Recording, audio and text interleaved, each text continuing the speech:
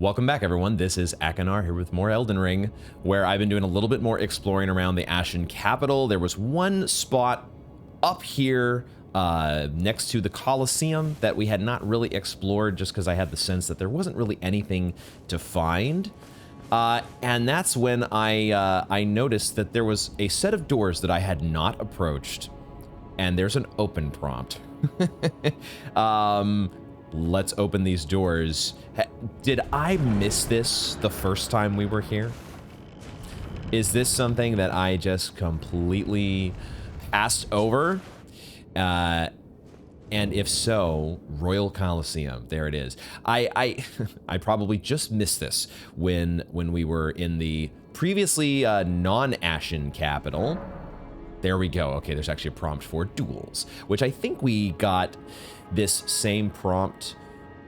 No, maybe it's a different prompt. Okay, this is duels. To engage in combat with other players, touch the effigy of America in the Colosseum. Duels in which combatants fight one-on-one can be undertaken in this venue. I had a feeling that it was a multiplayer thing. We have seen, or we found a similar place like this way out in Caelid, right? So this is the Colosseum. I don't remember what it was called in Caelid, but it was the big jar. It's on the map here, right? So now we have, okay, now we have Royal Colosseum. This is probably just something I could have opened when we were first here, but we also have that to add to the Caelid Colosseum, which I think does a slightly different.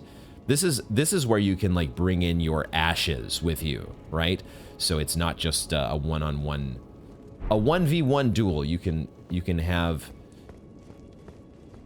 ashes of, not ashes of war, but spirit ashes, so that you can summon to help you out, which is probably, if I was going to engage in PvP, probably the way that I would go.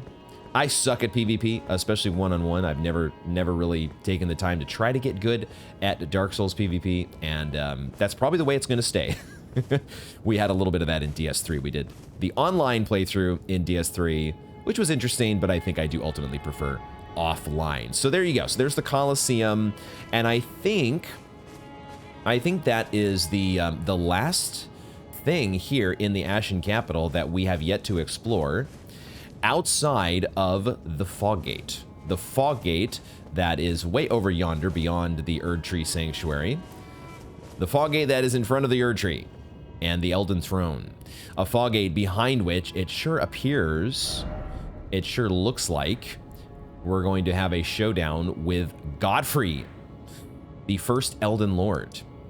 We're going to head back one more time here to Stormvale Castle. We'll talk more about that showdown with Godfrey, and maybe we will even have that showdown with Godfrey here in just a minute.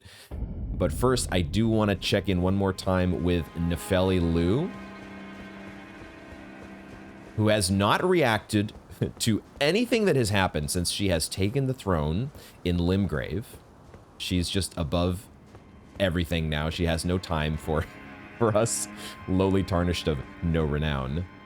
But certainly, well, not certainly, if I were designing the game, I would want there, if I had my wish, I would want there to be some sort of reaction to the fact that we did in your asshole stepfather. We had a showdown with Gideon last time, and surely I would want you to have some reaction to that. I will remain to summon the storm. I should have known. But your guidance surely lie elsewhere. I should have known that this is just like every other NPC at this stage of the game, outside of Sage Gowry, who did have a little bit of progression when we had the events with Millicent, but it is, I have to say, just a little bit disappointing that we don't have anything additional from people like Nepheli Loux, even though she's a summon outside of that final Fog Gate. And of course, we killed Gideon. It could be one of these things. I think I said before, it's probably just when you're making a video game, there's only so much time to do everything that you want. There's only so much budget. Maybe they didn't have the money to pay the voice actors to do the additional lines that maybe they wanted to do, and it just didn't make the cut. or they ran out of time. There's various constraints that come into play when you're making a video game that that I can only guess, I can only imagine would be a limit on what you're able to do. But ultimately, in spite of there being no progression from our NPCs like Nepheli, we need to take a step through this fog gate. I did mention at the end of last episode that I was going to take a little bit of time to collect my thoughts and pore over notes and think through various theories and questions that I still have, which are numerous questions about basic things like what exactly is the role of the Elden Ring? What exactly is the role of the Elden Lord? What does it mean that the Elden Ring was shattered? And I guess we have been gathering these various great runes. Are they all part of the Elden Ring? Have we done the legwork of assembling? Have we gathered all the Infinity Stones and we've brought them here back to the Elden Throne, and now Godfrey is beyond this gate waiting to, hey, thanks for reassembling the Elden Ring for me, because there was this dialogue that Melina had given us. Melina, of course, we haven't talked to in a long time because we pissed her off because we're supposed to be the Lord of Chaos, and she didn't like that very much. But she was previously filling us in on words of Queen Marika. And of course, that's another big question. Radagon is Marika. What exactly does that mean? Will we be, you know, I have a feeling Godfrey is not the final confrontation. At some point, we've got to actually meet Marika face to face, don't we? Which means we're meeting Radagon face to face. Will we get an answer to that question or clarification on what exactly Radagon is Marika means? But the words of Queen Marika that Melina had passed on to us, at the Third Church of Marika, she told us, she said, "My Lord and thy warriors, I divest each of thee of thy grace. With thine eyes dimmed, you'll be driven from the lands between. You will wage war in a land afar where ye will live and die." I think that's a reference to Godfrey, isn't it? She goes on later, we hear her say at the Church of Pilgrimage, more of Marika's words. "Then after thy death, I will give back what I once claimed. Return to the lands between, wage war, and brandish the Elden Ring. Grow strong in the face of death, the warriors of my Lord, Lord Godfrey." She says it explicitly. What exactly went on between Marika and Godfrey? That is a big question here still. And has Godfrey, is this him returning finally from his exile from the lands between? There was also a little bit of a question in my mind about whether, okay, there's our information about duels. Good to know we've got that now after how many episodes. But there was a question in my mind. We took a little bit of a cheater's sneak peek around that fog gate last time. And we did see a very imposing figure with a very big axe, which lines up with what we know from facing off against the spirit of Godfrey oh so long ago. The axe talisman, the Lord who led the long march bore an axe. It sure feels like that's Godfrey, but there was just a little bit of uncertainty because of the fact that that imposing figure had a very furry quality. And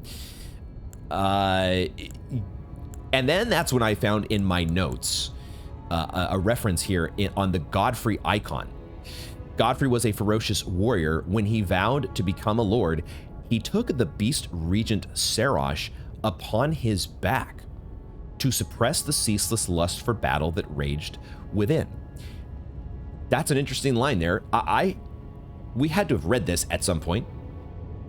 We picked this up a long time ago, right? We got this from, was it the Everjail at the start of the Altus Plateau that had like Godfrey?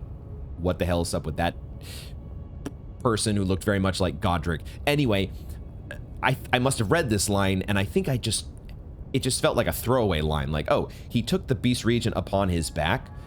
Oh, I guess the Beast Regent must have been tired or something. He needed Godfrey to carry him, or he was injured or wounded or something. He needed help getting off the battlefield.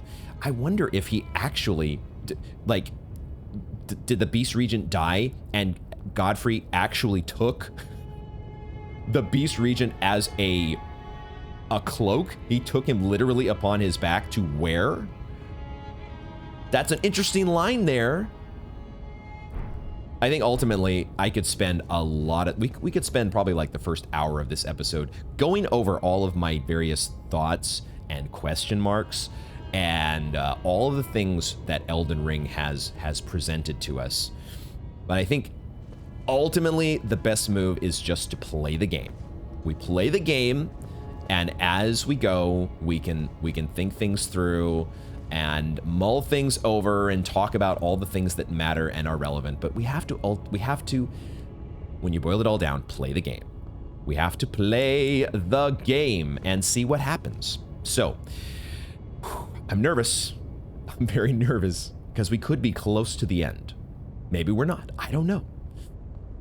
But I'm nervous. I'm anxious. But I also have to see what happens. Traverse the Mist.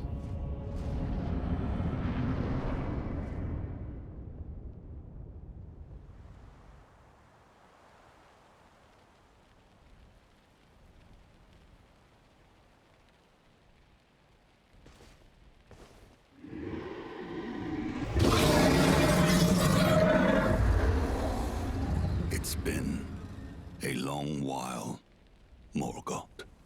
Oh, shit. Dude, this is crazy looking. He did take him on his back, but what? It's not what I was expecting. Long and hard didst thou fight, tarnished warrior, spurned by the grace of gold.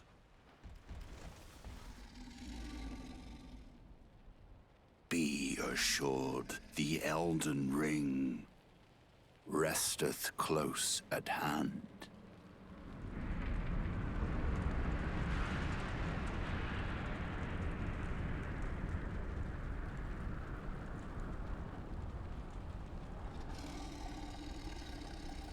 Alas, I am returned.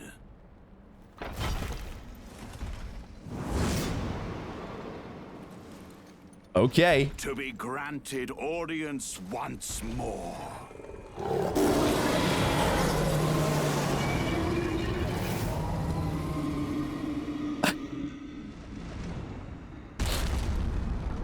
Upon my name as Godfrey, the first Elden Lord. Holy shit. Holy shit. Dude, he's got the Beast Regent on his back. But when I okay, so we did sort of read into the clue. The little clue there in the Godfrey icon was correct. I just thought that's like, no, he's wearing him as a cloak. Not quite. Not quite. This is an interesting little symbiotic setup that you've got going on here, and I am very worried about what it is going to entail for us in our boss fight. You're also man, this guy, let's listen to this soundtrack.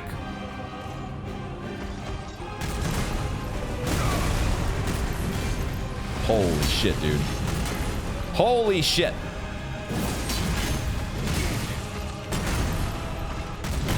Holy shit.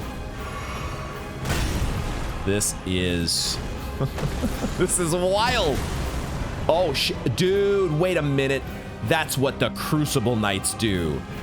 Oh shit. He did do that in his, when we fought him in the Erdtree Sanctuary, he did have that Crucible Knight stomp, didn't he? But we know, I think that's a bit of the lore behind the Crucible Knights is that they served Lord Godfrey.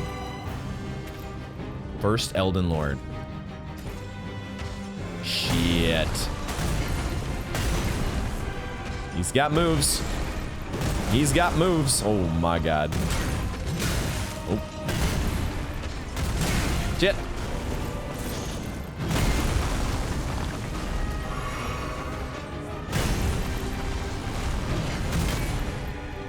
I don't know if Destined Death is really going to be a good move against him.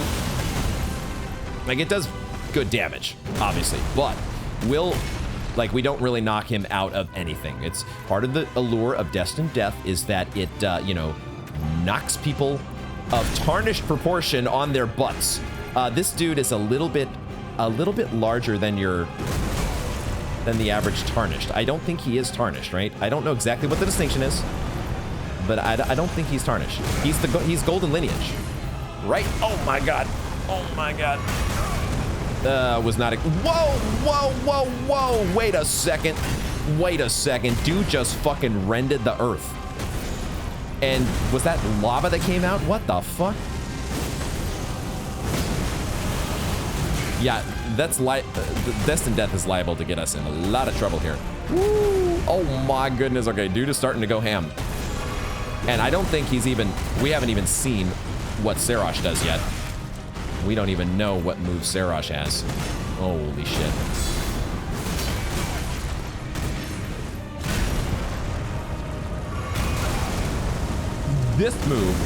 This fucking move, that is insane.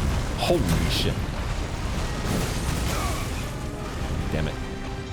Damn it. He's oh shit. What is he doing? Fuck. I think he just powered up.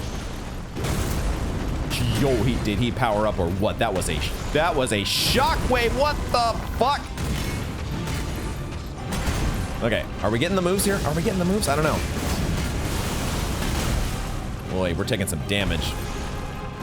That is a shockwave. What the fuck?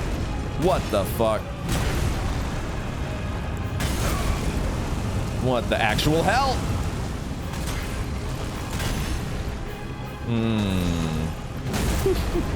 This is so cool. The way they do, the way that they do boss fights in this game. The boss design is just ridiculously good at every single turn, and Godfrey is no exception. Okay, he's very aggressive here. I need to get a drink of my flask. I should have drunk my flask of Wondrous Physic. Yo! Shit.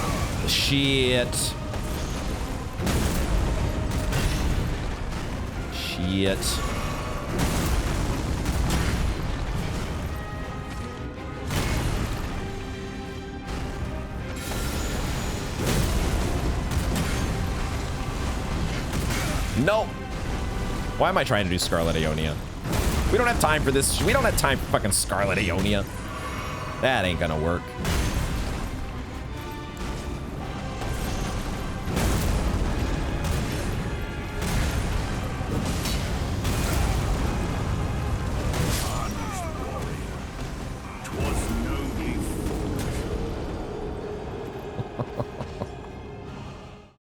God damn! All right. Godfrey is back. Godfrey's back in town. I did quickly rewatch the cutscene, and it is interesting that he's holding Morgott, and he says it's been a long while. So he and Morgott were familiar with each other, and I'll just think through all the implications of that. But then he also says, rest assured, the Elden Ring resteth close at hand. And then the camera like zooms out to the Erdtree. What is that all about? Is the Erdtree the Elden Ring? What? Godfrey is back. Godfrey is back. And nobly fought, lowly tarnished. Oh boy. Time to decode another boss. Time to get the moves down. Figure out how we're gonna tackle this motherfucker. Godfrey, first Elden Lord. It would be maybe an okay spot to open up with Placidus X's Ruin there. Okay, that was a move we hadn't seen yet. Okay.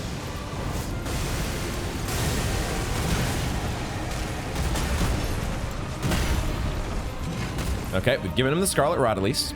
We got that going for us. Where was my R2? I could have sworn there was an R2 in there.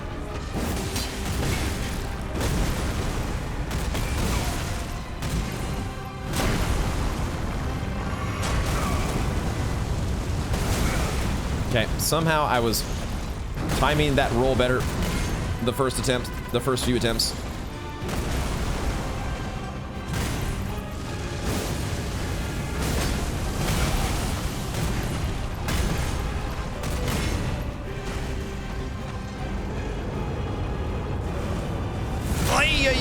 That is such a long windup.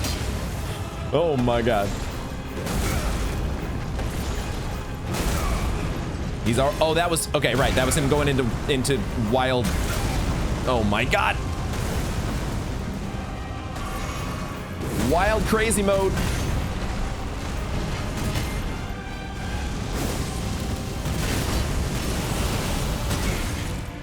Oh, we got him to half health? Okay, okay.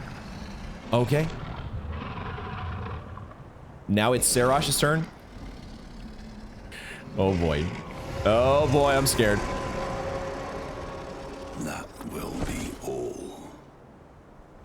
What? Thou didst me good service, Serosh.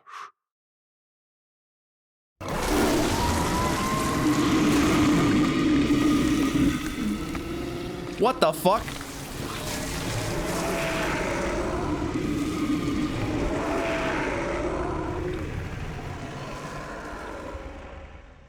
What?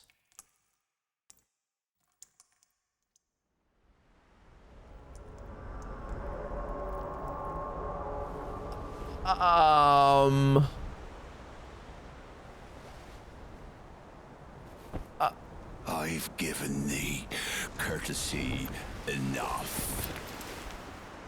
Huh?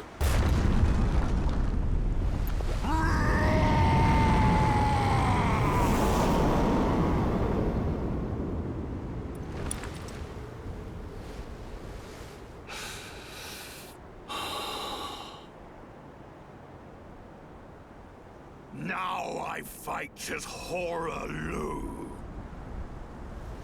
Warrior! No.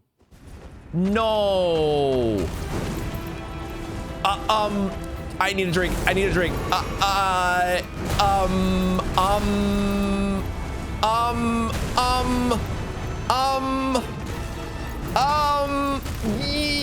What the fuck? No.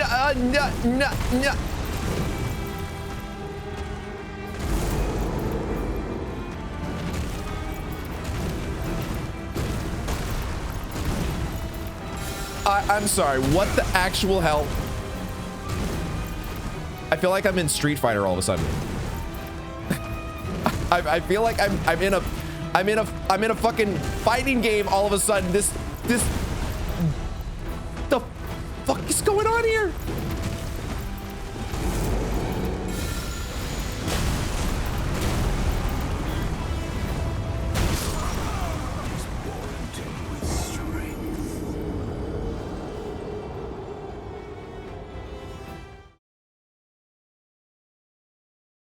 Well, that escalated quickly.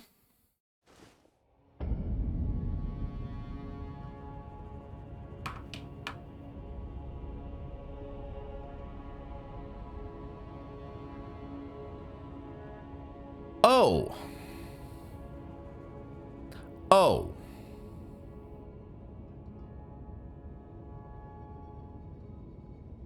Godfrey is Hoarah Loux. Hoarah Loux. Serosh. We're learning the correct pronunciations, finally, for these things. Which is, of course, the most important detail.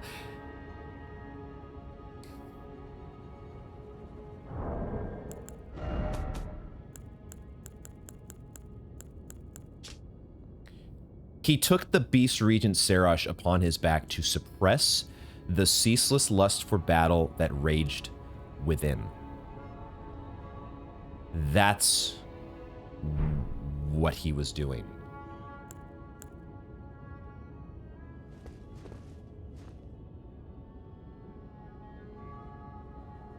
I am trying my best to collect myself.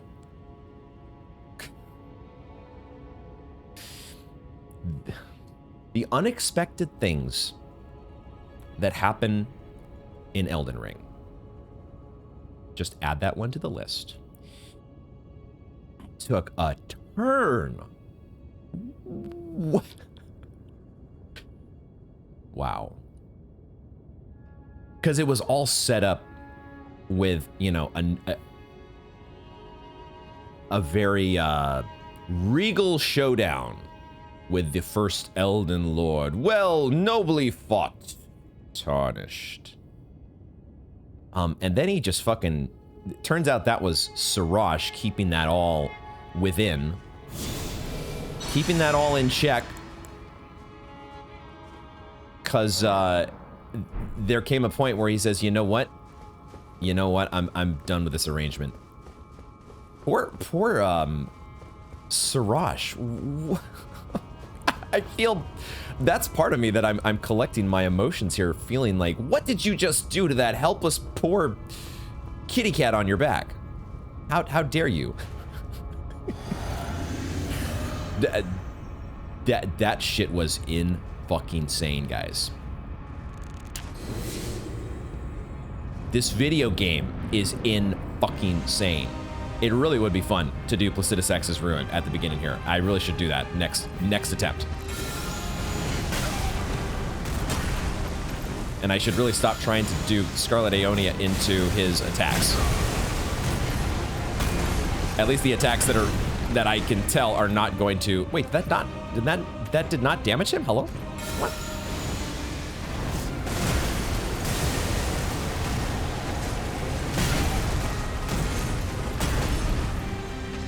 What the fuck? I'm gonna drink.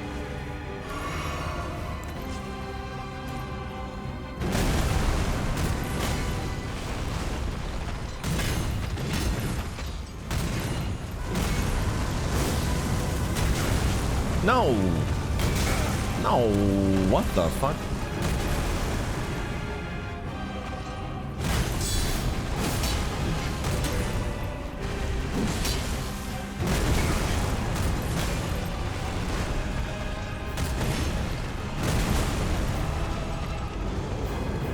He's doing the thing. He's doing the thing. He's doing the thing.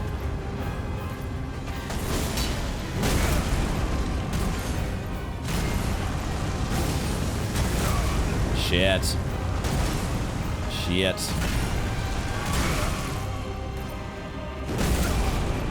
Not timing these rolls well at the moment. Get it together here.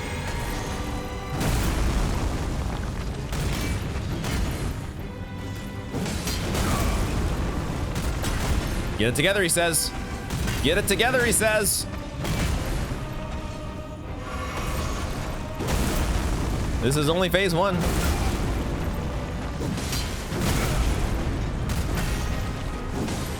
Oh my god.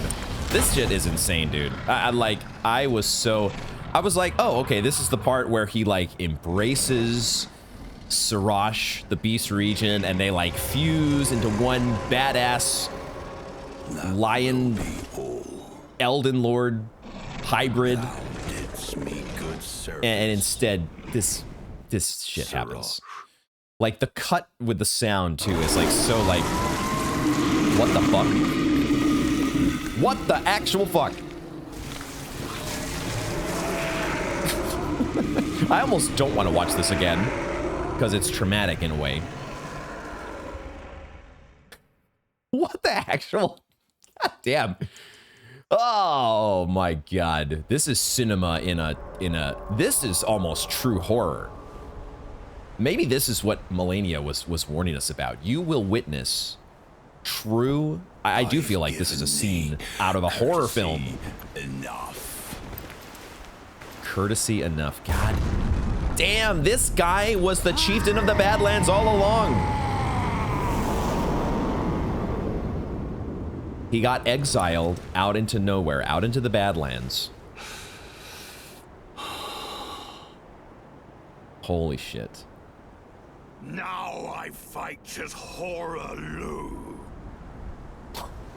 Warrior! I'm sorry. I'm sorry. There's something about that part that almost feels a little bit funny. Almost a little bit funny. Almost a little funny. Dang it.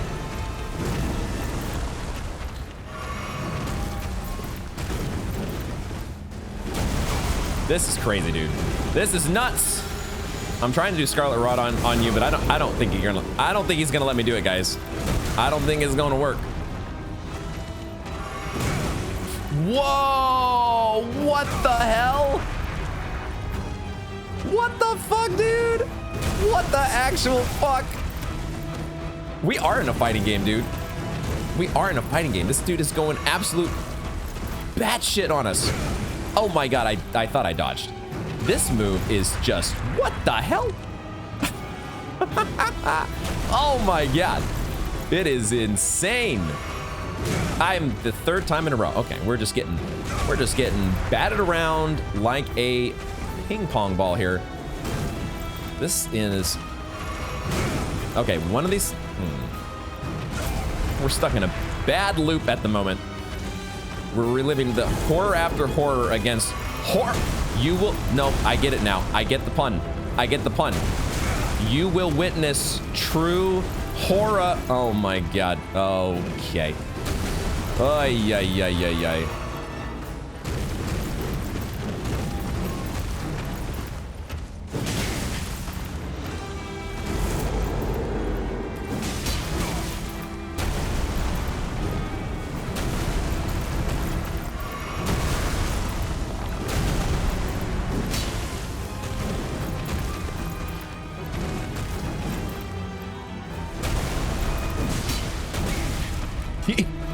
He did a little sweep the leg. Am I out of flasks? I'm actually out of flasks. Okay, well, there goes the idea of actually drinking your flask. Okay, so, cool.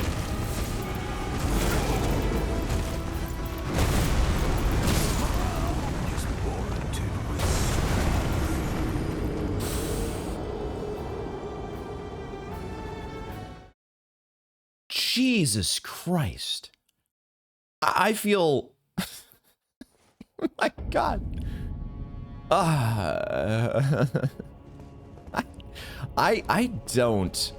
don't know about this, guys. I do not know how I fucking feel about this shit. I don't.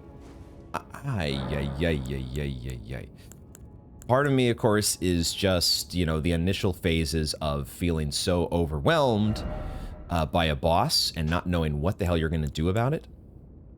There's that emotion, of course. There is that emotion. Because what are we actually going to do against this guy? What a twist. What? Oh my goodness. Are there any spells that would actually be good against this guy? Like the aggression in that second phase. I don't even know if my current weapon is a good idea. Like, I'm wondering, do we need to like completely change game plans to something like Catch Flame? the stuff that's supposed to happen super fast, because we need to stay, we can't, we almost have, it feels like no time to do any sort of any move that requires a wind-up. Just feels out of the question. At least in the early stages. Do I need to switch to a quicker weapon? What do we do, guys? What do we do against this absolute bullshit?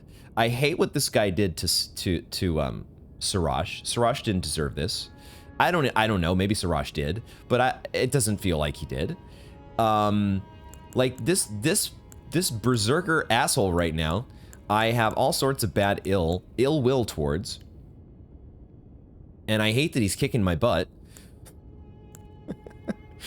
Oh, we just need to get back in there, really. Oh, what we're gonna do, oh, here's what we're gonna do. Here's what we do. We switch to a better shield, And we note that we are heavy load, and therefore we take off our torch, so we're no longer heavy load. We get rid of the Pearl Drake Talisman, which I don't think is doing anything for us. We can up this to boost our guarding ability. There we go. Now we have some... Jesus Christ. Okay, we save our Flask of Wondrous Physic for the second phase. We do these things. That's what we do.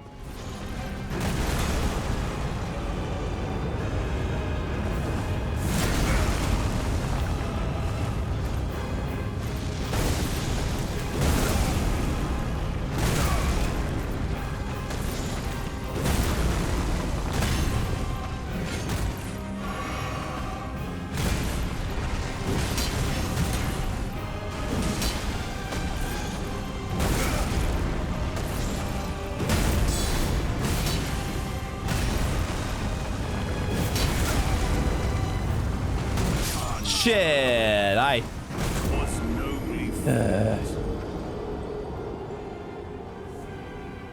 nobly fought. Yeah.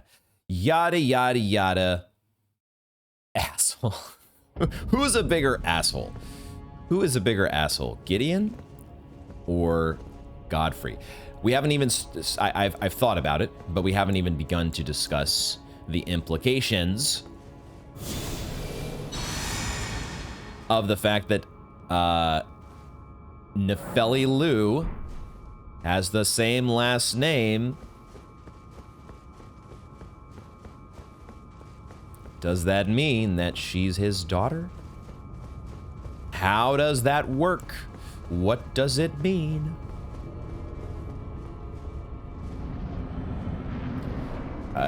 If she is related, she probably wishes she wasn't. Because who would want to be related to this motherfucker? Who? Who, I tell you?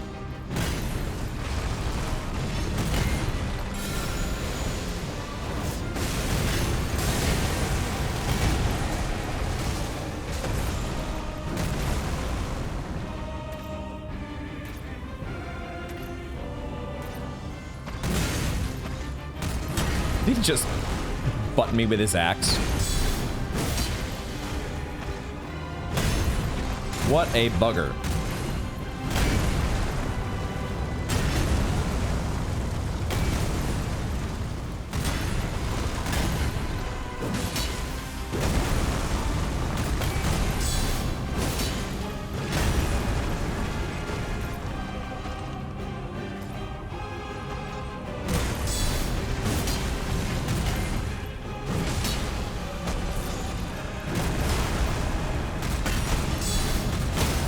There we go.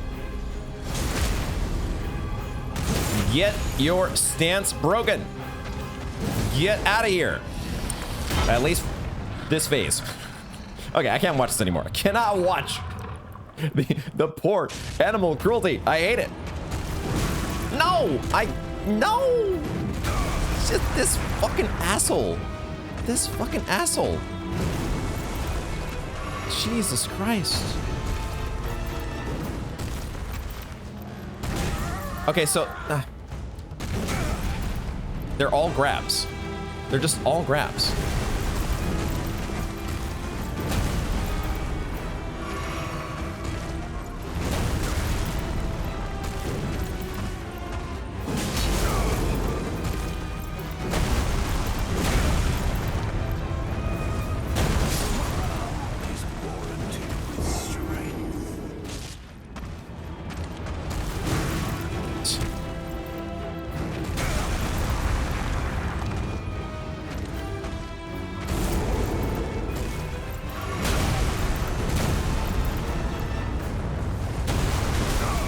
Dang it, there's shockwaves. Okay, so I need to be at the center, I think. I need to be rolling toward the center.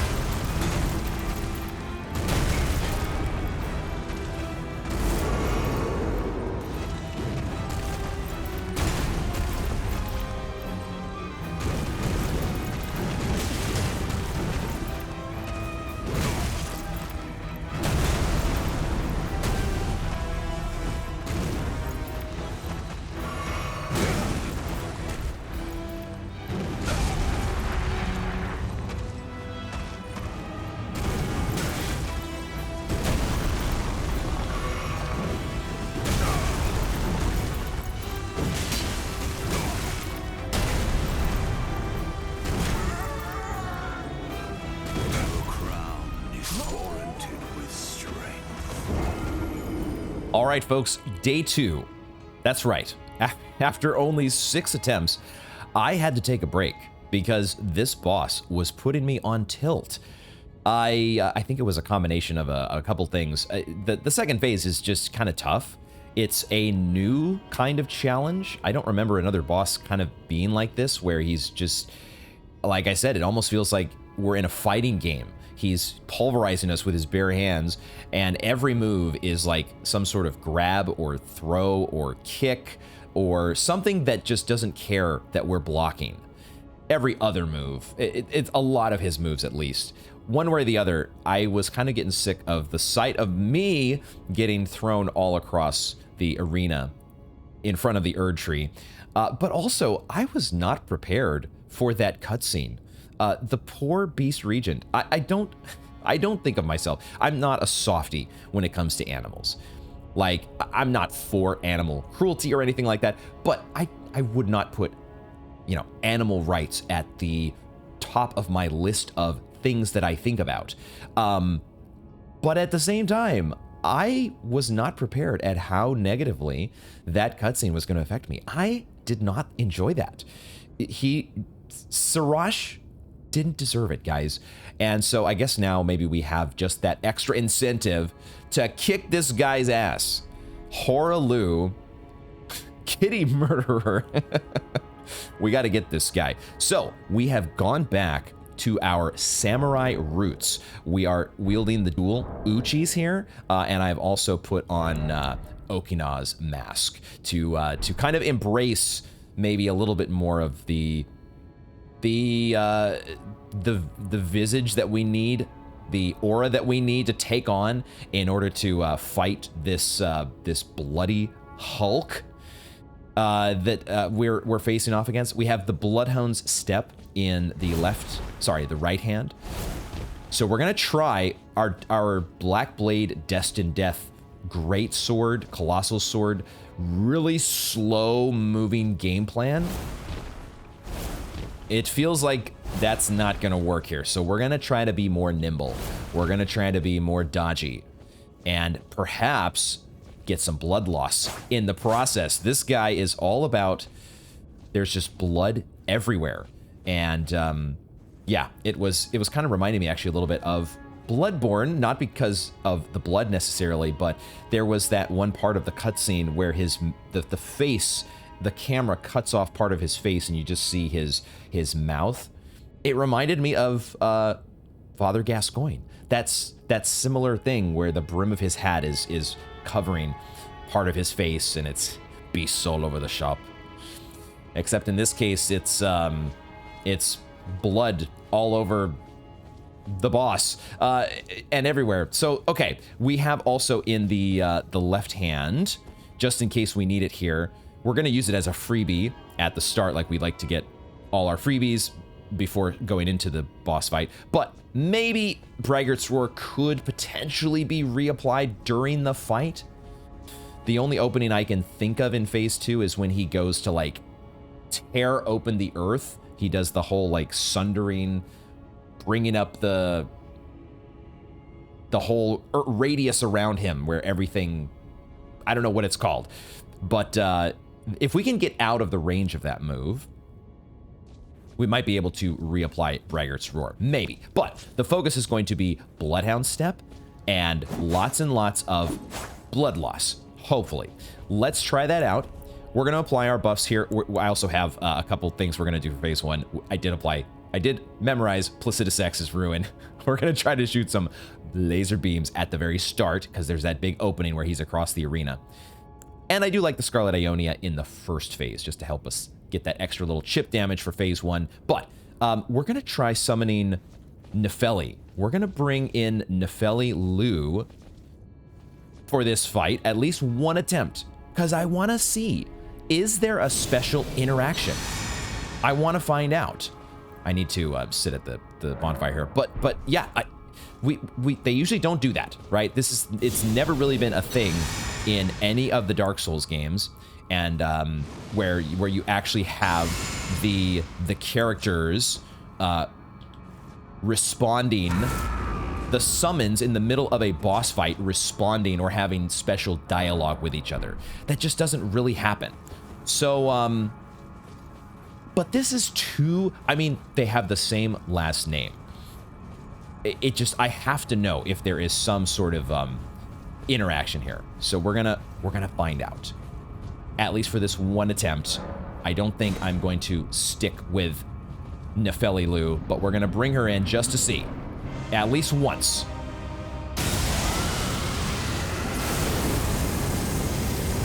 I'm too far away for the ruin. There is, okay. All right, all right. And there is no dialogue. No dialogue from our warrior. But she is also called warrior. That's an interesting little note there. The fact that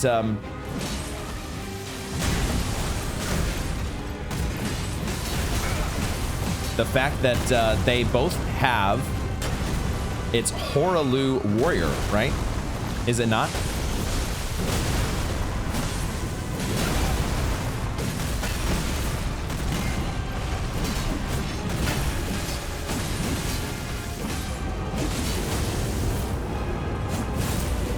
Okay, that got us really fast to phase 2. Holy shit. Okay. All right. I do not want to see this cutscene again. I hate it. I just hate it. And I hate getting grabbed by this guy. I'm not using my Bloodhound step. And I forgot about the shockwave. Okay. Okay, so Hoarah, it's spelled the same, right? Like maybe it's not a last name. It may not be a last name. It could just be some title, right? Like you've just like warrior or Elden Lord is a title. Loux might be like a subscript that you've added to your name because you have achieved some status in, I don't know, the Badlands, right? That's supposed to be where they're from originally. Don't know where the hell the Badlands are. It doesn't look like that's actually going to be a zone anymore like I was thinking it was going to be, because Hoarah Loux is right here in front of us. All right, there we go. We got our answer to that question, just like every other NPC that I've ever summoned. It's an NPC, and it does help the fight. It definitely helps. But I don't love relying on them. I like the challenge of dealing with the boss on my own. Now, the little slight complication is we are learning a new strategy. We are learning a new strategy in the first phase.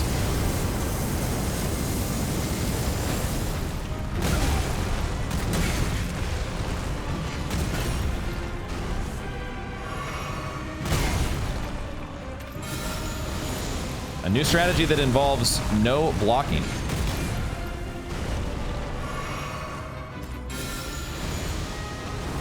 Maybe I should just ditch the spells altogether. Like, Placidus Axe's Ruin, what is it really doing for us?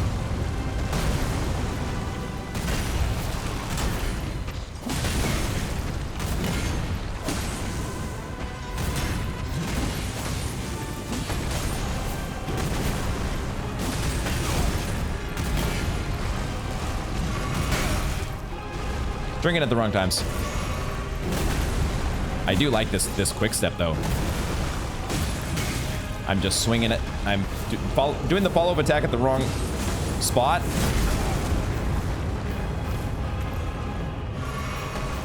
I'm just being a little bit too aggressive. I forgot that has a big shockwave.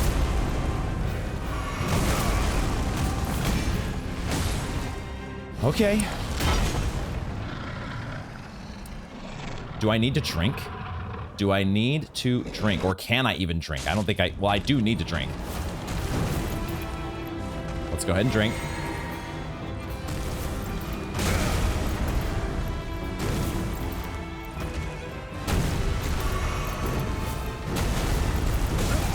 Dang.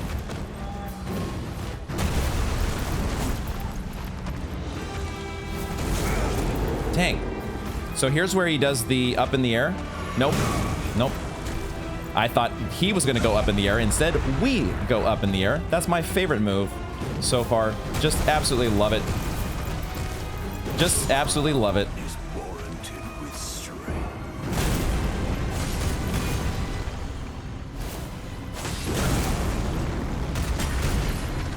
Tarnished warrior. Dang it. 'Twas nobly fought.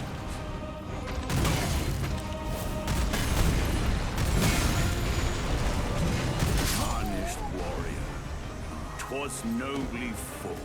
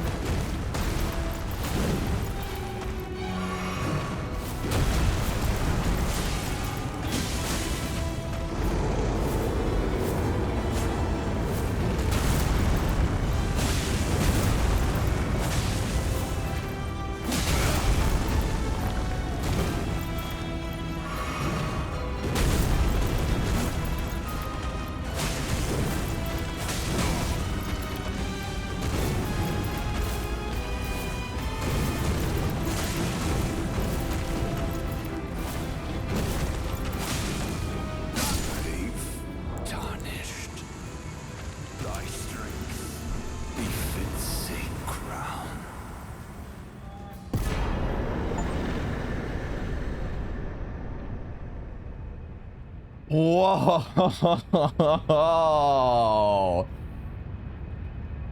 Out of my game, you goddamn asshole. You fucking dork. Get out of here. The flow was embraced. Give me those 0 runes. Remembrance of Hoarah Loux. My goodness. Wow. Talk about going from 0 to 100. Wow. A couple attempts right before that were just completely out of sync. I mean, gosh, this is just what happens in these games, right? Same thing happened with Melania. It just did not feel like I was anywhere close. And then all of a sudden, you know what? You know what? This Bloodhound step. Dude, I could kind of get down with this. This is a very fun playstyle. And the other thing that I started to mix in there were just R1s, right? Doing a Bloodhound step and an R1, because then that allows you to do another one, right? The R1 is always the weakest attack, but it's the shortest. And so you have that fight almost felt tailor-made for quick step R1, quick step R1. And then when the moment was right, quick step L1, hit him with the double swing. Once we started to feel that flow, that was so much fun. Holy shit. That felt, I don't know, was that like, it wasn't like Sekiro per se, but there is a, it's just that particular level of aggression and dexterity is not my usual go-to. It's not what we've been doing most of the playthrough, but man, was it fun on that boss. That was a lot of fun. Hoarah Loux. When Godfrey, first Elden Lord, was robbed of his grace, becoming tarnished. He did become tarnished. Is that the little missing link here that I've never understood? Is the fact that when you lose your grace, that's why you're called tarnished. But we have the guidance of grace still? He took with him his kinfolk and left the lands between. After the long march of the tarnished came to an end, Godfrey divested himself of kingship, becoming a simple warrior once more.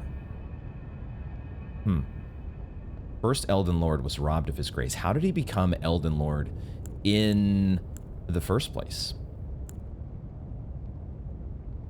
The long march of the tarnished. Some interesting stuff to think about there. Let's go back. I'm so curious, of course. So very curious to gaze upon the now penetrable thorns. I want to take a look. The Elden Throne is, of course, gone. How could it have, if it was so fragile that it just disintegrated at the slightest touch before, there was no chance it was going to stand in the face of that madness. Hoarah Loux warrior. I want to go to the hold. That's where I want to go. I want to go back and check the boss soul options and perhaps some fashion soul options from the boss. And I don't know, would anything else have changed around here? There's nobody else hardly left to react to anything. I don't know that Hugh would necessarily react to Hoarah Loux, but we can check. We can check and find out. So we have Axe of Godfrey. Lots of strength required, which we do have. Weapon of Godfrey, Elden Lord. It was broken in a battle fought as leader of the Tarnished during the Long March. This weapon is symbolic of Godfrey's vow to conduct himself as a lord, later becoming an emblem of the Golden Lineage. In the days of the past, a crown was warranted with strength. Like, this is, it feels like they're trying to tell us the origin story of us. The Tarnished in general.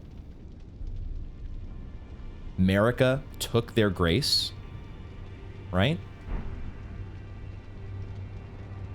He was robbed of his grace by Marika, wasn't it? But why? Why did she do that? We also have Ash of War, Hoarah Loux, Earthshaker. That's what it's called. There we go. Earthshaker. Slam both hands onto the ground to violently shake the earth and unleash a shockwave. Follow up with an additional input to slam the ground again. And you can just do that with all melee armaments. Neither one of those are immediately appealing for me in terms of gameplay, but Hoarah Loux. Hoarah Loux. The Elden Lord Crown. Crown of Godfrey, the first Elden Lord. The age of the Erdtree began amongst conflict when Godfrey was Lord of the Battlefield. Lord of the Battlefield. I think that is a blurb. Wasn't that part of... Yeah, this was part of Radagon's armor. I was born a champion's cub. Now I am the Lord of the Battlefield's lion. The Lord of the Battlefield's lion? Wasn't that... I thought that was Sirash. And besides, you don't want to be any animal around this guy. Maybe just don't want to be around him in general. He led the war against the giants. Okay. Faced the Stormlord alone? The Stormlord? The Stormlord? Wait a second. Is this... Nameless King? Hello? Who's the Stormlord? Have I completely forgotten a Stormlord that we faced off against? We faced off against the Dragon Lord, who was in the Eye of the Storm. That's not the Stormlord, is it? And then there came a moment when his last worthy enemy fell. And it was then, as the story is told, that the hue of Lord Godfrey's eyes faded. What the heck is going on here? His last worthy enemy. There's so much of this that is still so mysterious to me that I don't have the answers for. Stormlord, last worthy enemy? There may be some answers, and it might just be a matter of reflecting, taking the time to think about everything, pour over notes.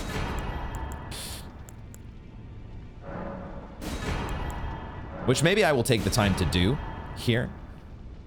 Maybe I will take a little bit of time, I don't know, to think about everything. Let's just do a quick little... Now, I will check with Nepheli one more time, because I really just...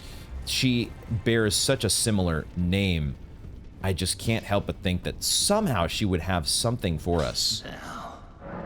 But it may just be one of these designations. Maybe there's a lot of people that have the title. Maybe it's a... Loux is a title and not a name. But there's no new talk option from Hugh. I wouldn't have thought so. Same with Roderica. Let's go to Castle Stormvale. Huh. So much to think about. I feel like the story has been so... It has not been centered around Godfrey, really, at all, right? There's been a ton about people like Ronnie and Radon and Melania and Mikola and even Radagon and Marika. Godfrey has just felt like this figure in the background. I will remain at your guidance and... Nothing new. Nothing new from Nepheli Loux. Unintentional rhyme. 4,265. I mean, gosh. The Elden Throne. The Elden Throne.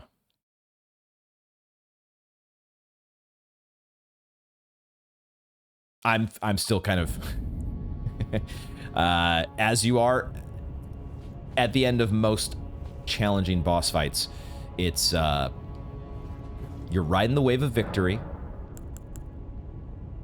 but you're also this is, I know, I'm nervous about what's coming next.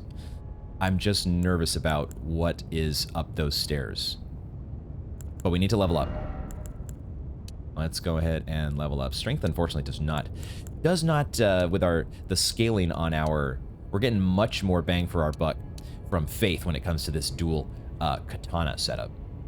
So, and we get, we get bang for our buck with Faith no matter what. So we'll put a point in Faith. We will do that for now. Level 175. And,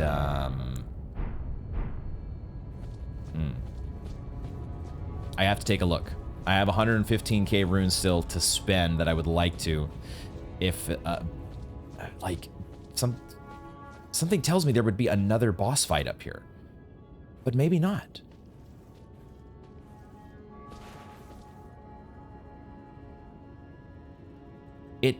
It sort of looks like a fog gate.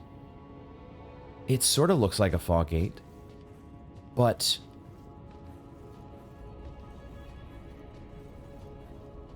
there is a summoning pool. That's what I would think that this is.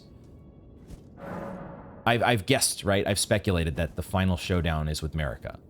We need a weapon capable of slaying a god. Now, that is one thing about this dual Uchi setup. I was not sure how much I was going to like it, so I didn't just pull, as, you know me, guys. I'm totally the kind of person that's just like, hey, let's throw 2 ancient dragon smithing stones onto these suckers. Let's just go for it. YOLO. That's totally me. These are still at a plus 24. They are not officially god-slaying weapons, I don't think. So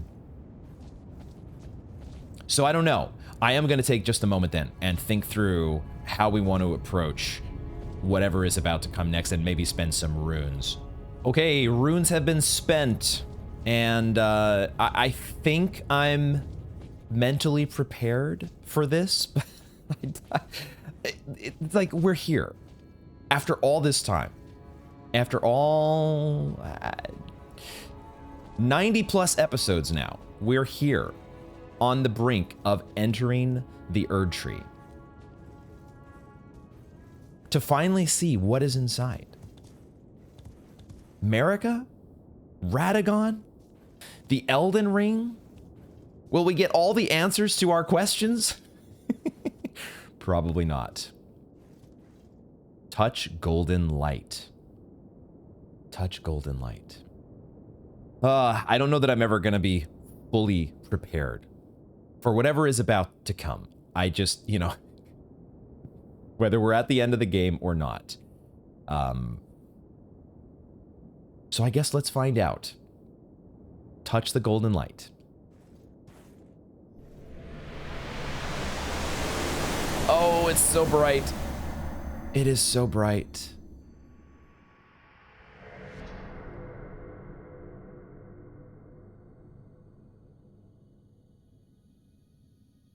Is that Marika? There's the anvil with the hammer. What the hell? Is that Marika? What? That? Oh my goodness. That is that a what? It's got to be Marika, but she looks fucked up. What?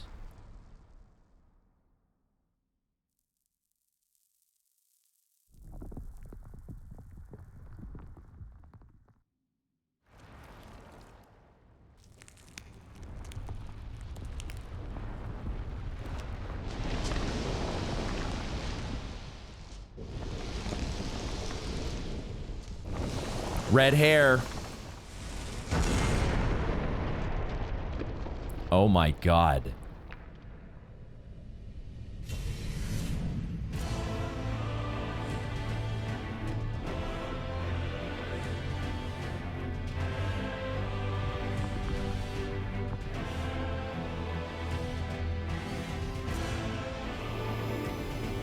Whoa.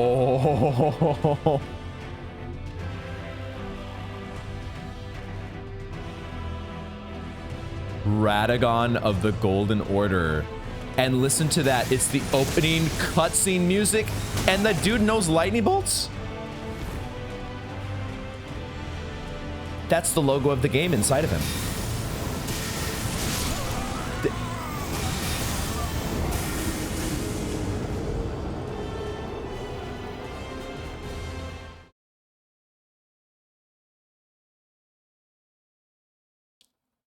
Radagon is Marika.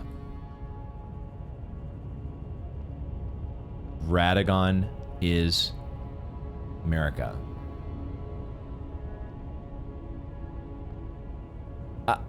I think maybe we should just take a moment. Why don't we take a moment and just review what we have just witnessed together. I'm gonna get this set up here, but before I do that, just wow. Wow. Wow. I mean, we were kind of, in a way, we were prepared for what we just witnessed, right? There's been so many clues along the way that we've been trying to put together. Obviously, the biggest one of all, Radagon is Marika.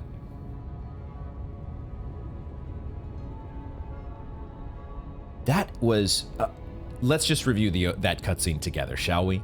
So this shot from a distance, you know, you kind of see that the scene of America that's kind of shown in the opening cutscene.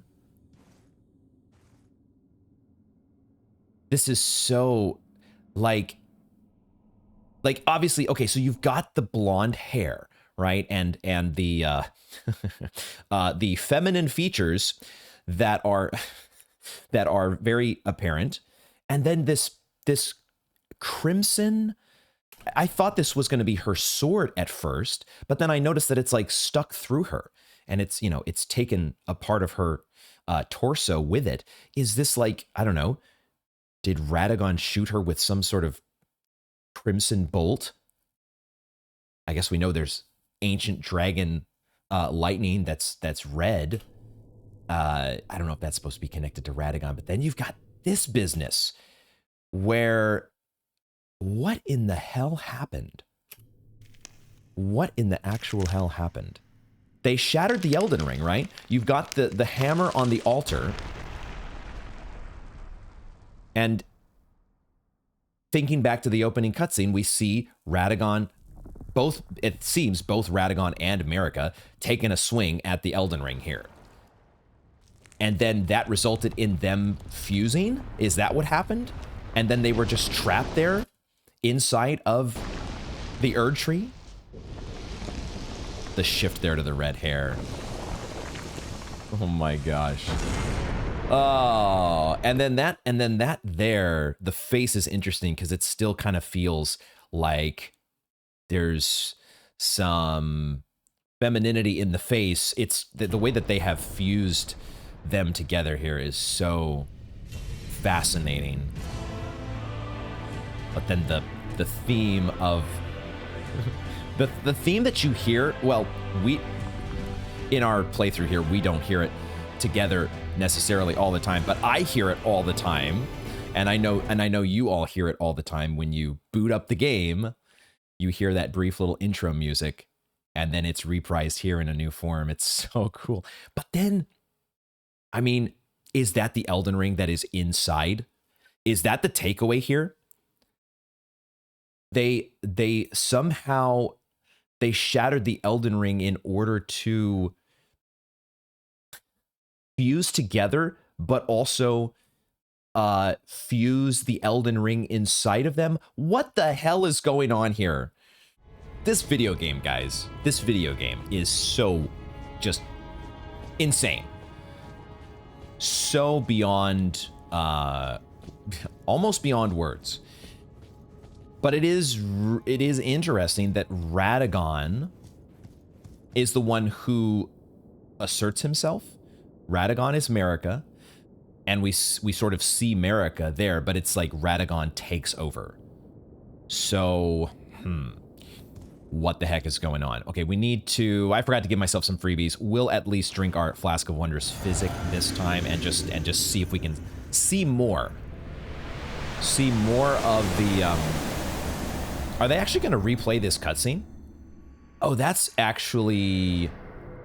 Oh, they replay the cutscene. Okay, we didn't even have... I had this whole setup that I did with replaying the video, because they never do this, guys. They never replay... You get the replay of like a phase 2 transition cutscene, but the initial cutscene is just one that they don't ever replay, hardly ever, until this moment, because I guess this is sort of an important cutscene. And they want you to really be able to absorb and soak in every little detail about what is going on here. It's like, that part, it's almost like she's been imprisoned or, you know, shackled in a way there after shattering the Elden Ring. The Elden Ring kind of like, I don't know. What is going on here? This is just insane. And I love it. We're gonna watch it again here, because this is just, I mean, this is potentially the end of the game. This is the culmination of everything that we've done so far. Soak it in. Soak it in. These details, all the fractures,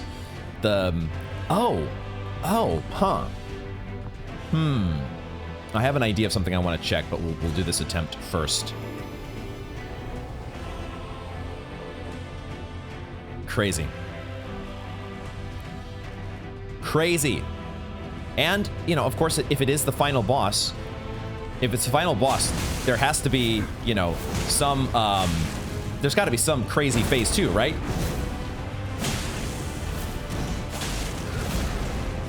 Man, I kind of like this. This Bloodhound's quick step, though, is a lot of fun. Oh boy, what is that? What? Oh shit. God damn it. Okay, he's kind of got some Crucible Knight type moves. That right there, this move, that Godfrey / Hoarah Loux and the Crucible Knights, they all love it, don't they? Shit. Whoa, what the fuck? What the fuck? Teleports behind you. What the hell? Dude has teleportation. That's not fair.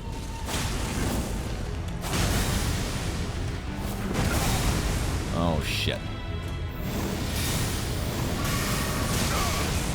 How? Oh, I drank. I did not think I was going to drink.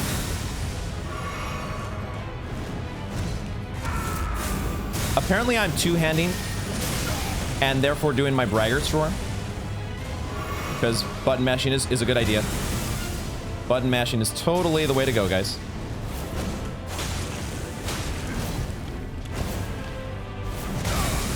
Oh, shit.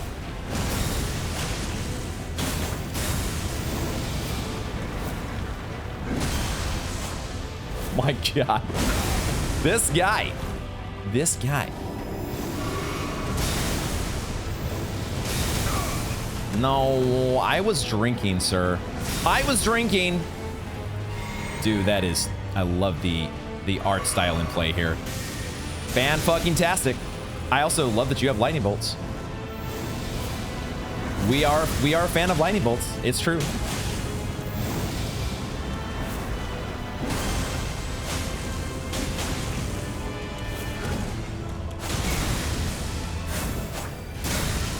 Oh, wow. Okay. All right. All right. Okay. Okay. Fuck. No, I might be dead. I might be dead. We're being shattered right now. That was the shattering of the low tarnished of no renown. Wanna be Lord of Chaos, but not yet. Oh my God. Okay, so we got him down to close to dead there, but there's gotta be something else that's gonna happen. You know it, right? If this is indeed the final boss. Oh, I did, oh, okay, hold on. I switched my seal. Okay, let me put that back over here. Let me put that back in this hand. We do this. Oh. What in the heck? What in the heck? Not that. This is... Braggart's Roar. It's just... Kind of like Hoarah Loux saying, "Warrior." It's got a comedic effect on me. Radagon of the Golden Order. Oh, that's what I forgot what I was gonna check in the. Okay, we'll have to do it after this attempt. But I want to recheck the thing that Gold Mask gave us. Gold Mask gave us a thing.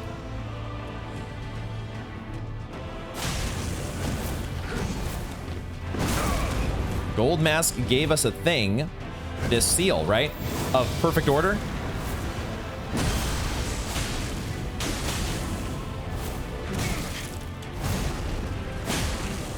And it kind of, the art style is kind of like, too short.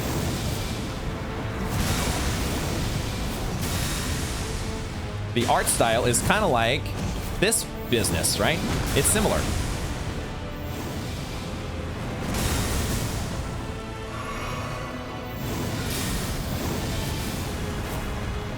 Boy, the wind-up, it takes so long. My God. But then some of the moves are incredibly fast. It's almost like there's a whole new set of timings that we've got to learn. Oh my God, okay. All right, Radagon. That red hair, dude. That fucking red hair. All this time, I'm getting greedy. And it's punishing me.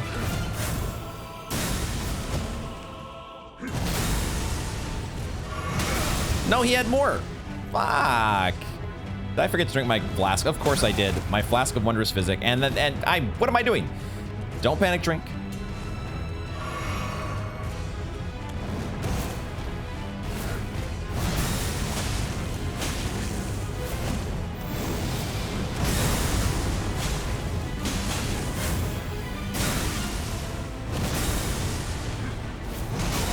Shit, I'm doing all the bad moves here.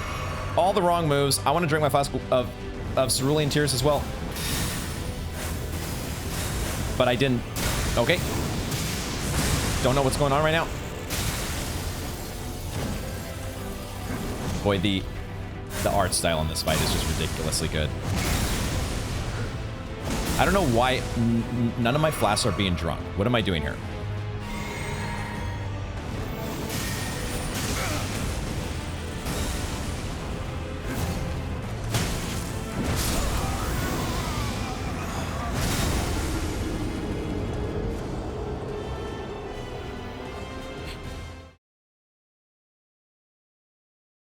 That left arm, I just noticed, is kind of not there. It has a, I don't know, a void-like quality to it. What's up with that? Okay, what I was going to check. What I was going to check was the key item that we now have. This Mending Rune of Perfect Order. Doesn't it kind of have a similar... Maybe not. I was going to say, like, the Starry Expanse or whatever that we're looking into. Kind of felt similar to the... What's the word for it? Like, the gold quality of, like, the Elden Ring. Like, can we see it anywhere here in... I guess this here, right? No, but that's a little different. Every one of these runes has their own distinct look. And none of them are quite like what you see on the title screen and the logo of the game. And even this is a little bit different from that. This rune of transcendental ideology, which will attempt to perfect the Golden Order. The current imperfection of the Golden Order or instability of ideology can be blamed upon the fickleness of the gods. No better than men. That is the fly in the ointment. Don't know exactly what that all means, but I had, and when I was looking over my notes, I was reminded of something that the finger reader had said. The finger reader had told us this bit about...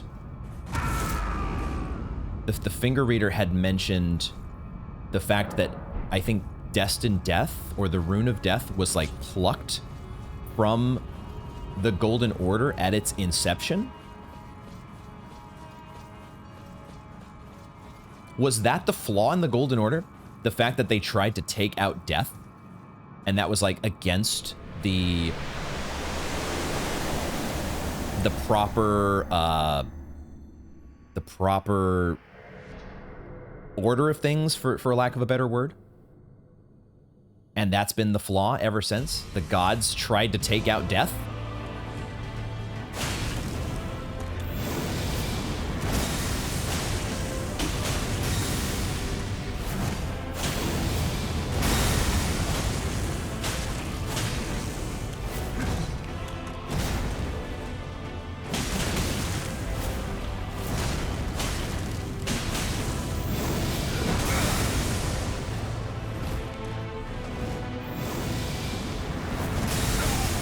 Too soon.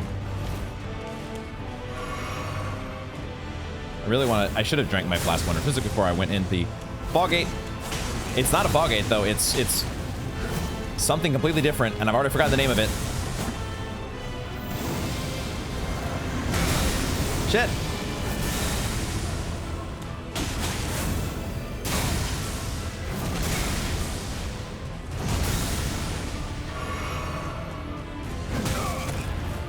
Too late. Way too soon. He is just completely...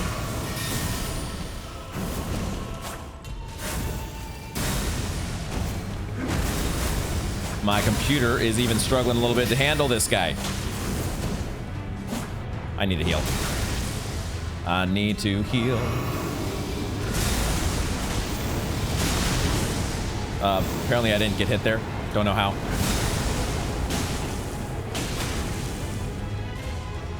I could have got another hit.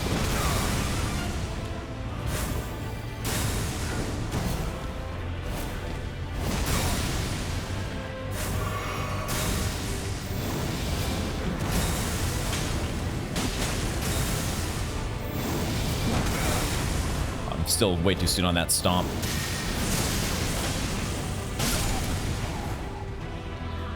Okay. Okay. Radagon of the Golden Order has fainted. There's got to be something else. There is a death-like quality here, isn't there? This void, tenderly business. It was... Wait a second. What the fuck? What the fuck? Whose hand is that?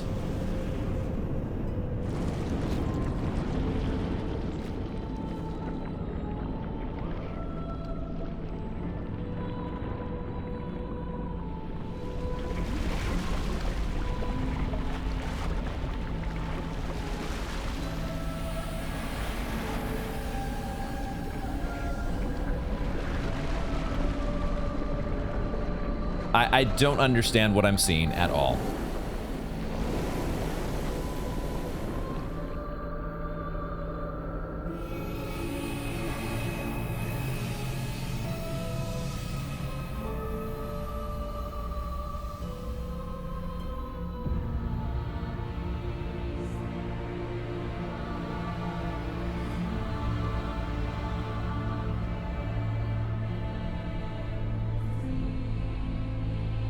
Is this the Elden Ring?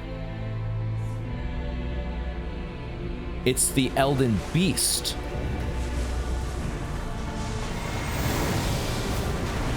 It's the Elden Beast.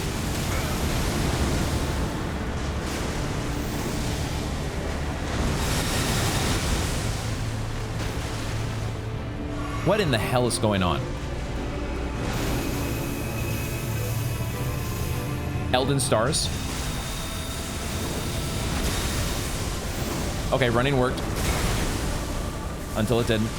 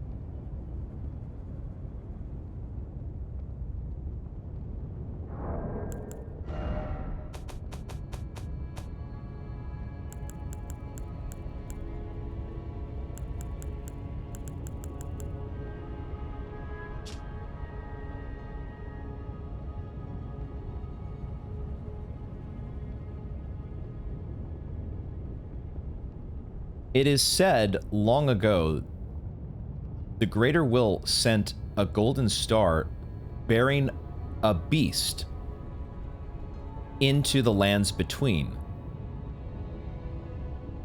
which would later become the Elden Ring.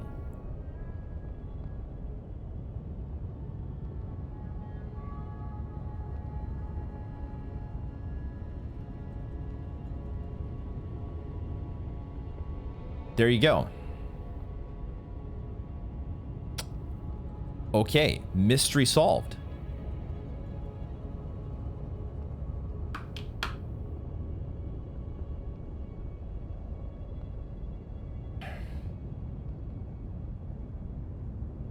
Oh boy. Oh boy. Huh.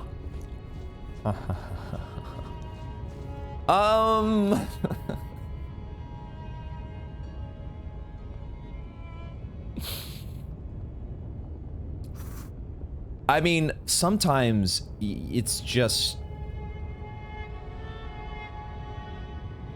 like I put down the game for a day after getting tilted by Hoarah Loux and the kitty trauma. I'm almost feeling like I want to do that again right now with this business because I'm not traumatized, but I kind of don't know how to process what I just witnessed, and the realization that it's called Elden Beast, but I mean we just read, guys, like this is it. This is the mystery salt. That's the Elden Ring, right? Okay. The final boss is the Elden Ring.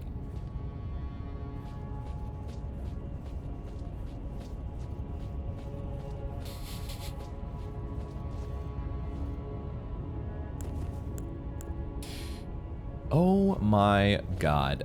We need to change our setup, I think. Oh, dear god. Dear god, dear god, dear god. I don't, well, I say that we need to change our setup. That might be true. It might not be true. Quick stepping could still be very, very useful, but my goodness, those attacks that we were... We got... What happened to, whatever poor fate happened to Marika/Radagon is what happened to us at the end there. The whole, Elden Ring crucifixion move.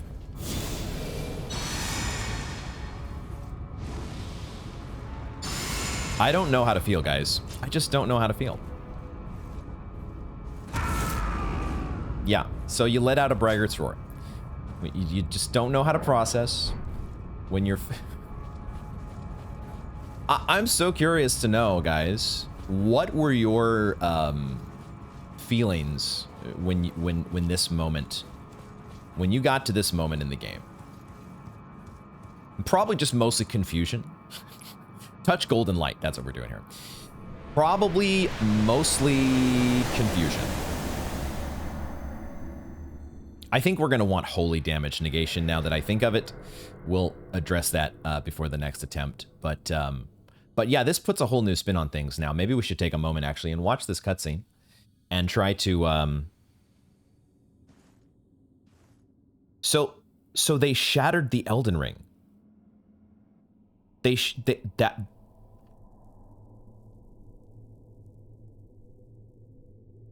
Radagon and or Marika attempted to shatter the Elden Ring and perhaps were successful, but only partially, because they apparently were able to contain this beast. Talk about the beast within. He's got the Elden Ring within himself right now, and we're letting it out. Can we, like, call a truce? Can we just say, you know what? On second thought, you hold on to that Elden Ring. Yeah, I'm actually good, you know? I can live... I wanted to be the Lord of Chaos. I wanted to make it happen. But I can live with the whole, you know, you go back to being Elden Ring crucified there and just hold on to that thought. Look, he's got, like, the void seeping out of him. This is, and the beast awakens.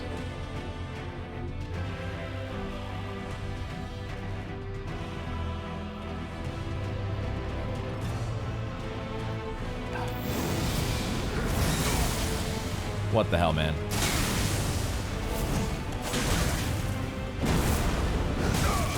Shit.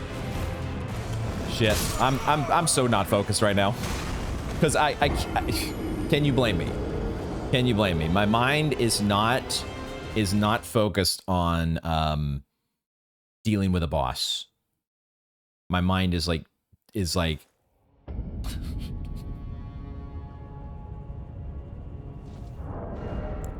wow. Wow. Wow. Wow. Wow. I think we want holy damage. Pretty sure we want some boosted holy damage. And do we even want to give ourselves that in spell form? I think so. I think we do it.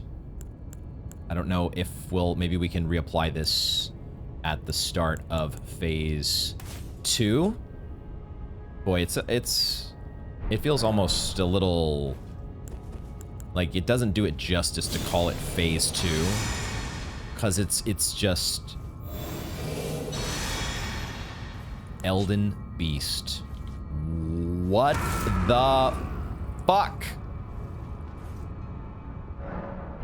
Fucking insane. I don't know if dual wield Uchis is going to be the solution or not, but one way or the other, we need more reps. I should have probably put holy damage negation instead of boiled crab, but it's fine. It's fine. It's you know, it is what it is. Wow. What the fuck?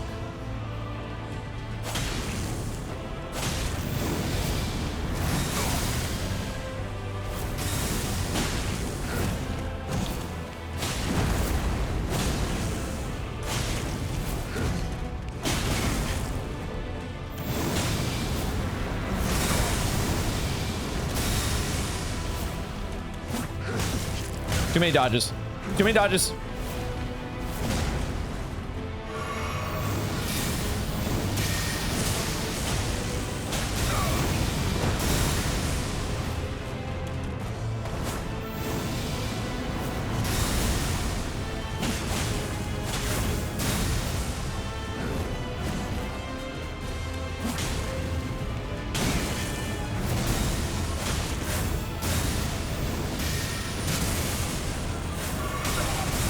There's AoE on everything, almost.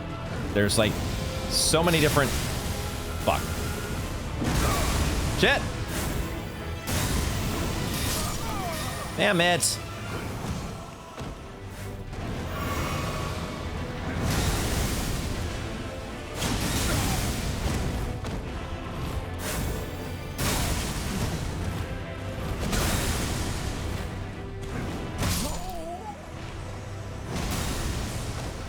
I took another breather here to go over some notes. It's so just wild now how everything reads so differently with the knowledge that we have. Like, even going back to Melina's first line of dialogue in the game, where she's like, "Don't worry, Torrent, fortune is on his side. We found him here after all. One of his kind is sure to seek the Elden Ring, even if it does violate the Golden Order." It just has that sentence now just has a whole new spin on it. I guess the violation of the Golden Order is that we're just a lowly tarnished. We're not the golden lineage, and therefore are not worthy to become Elden Lord.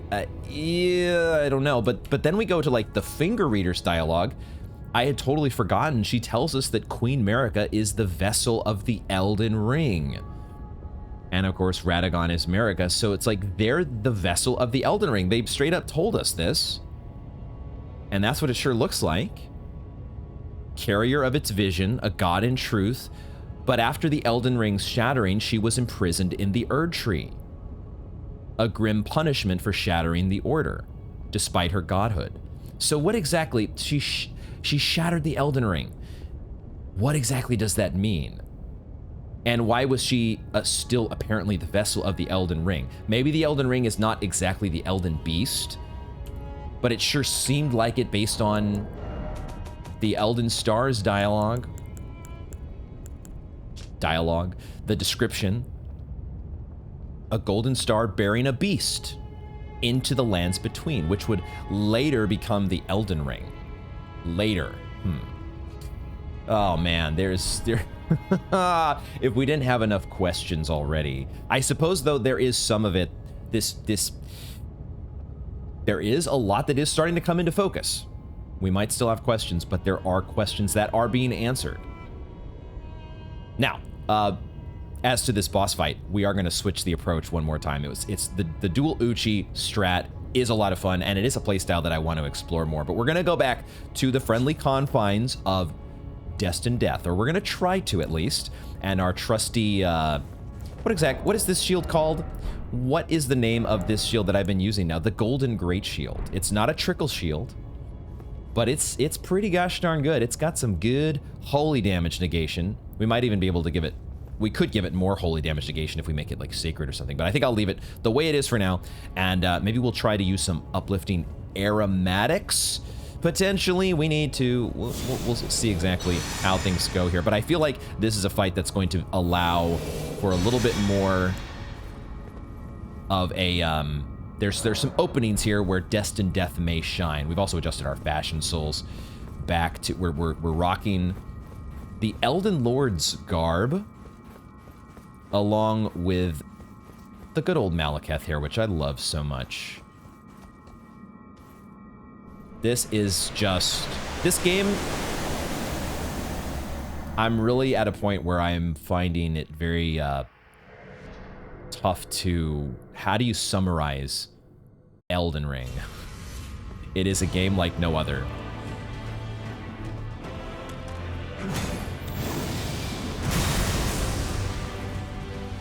We do good damage negation with our shield. Our shield does pretty well.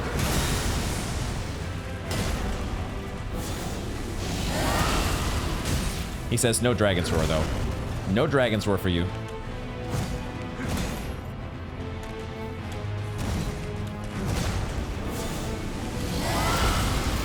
Dang it! I want to do some Grail's Roar. Looks like I'm not going to be able to.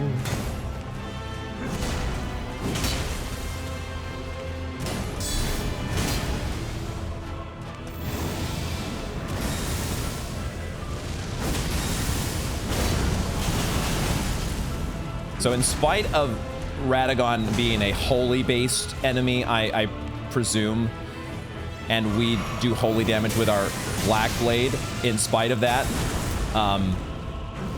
we still do just a lot of damage with Destined Death.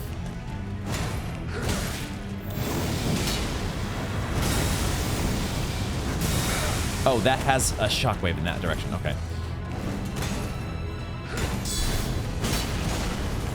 So that final strike there doesn't hit us sometimes. I'm not sure what's up with that.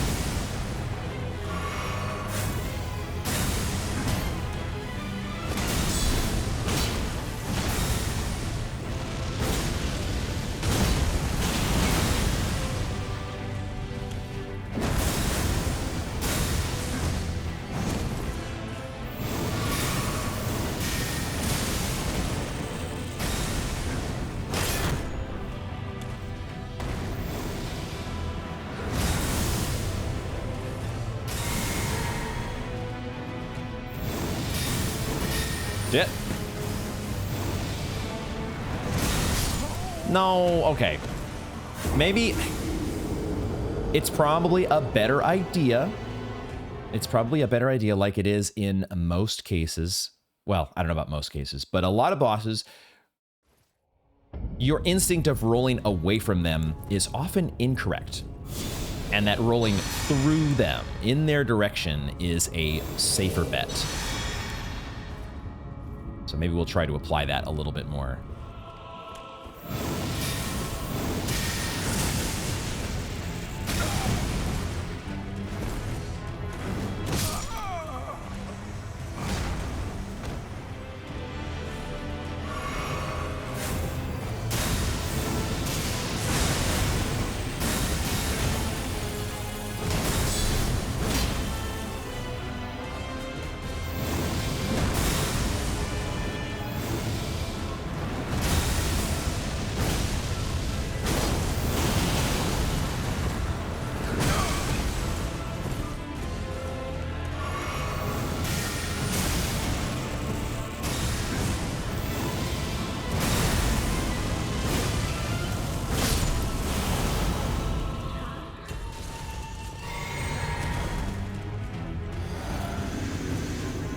Okay.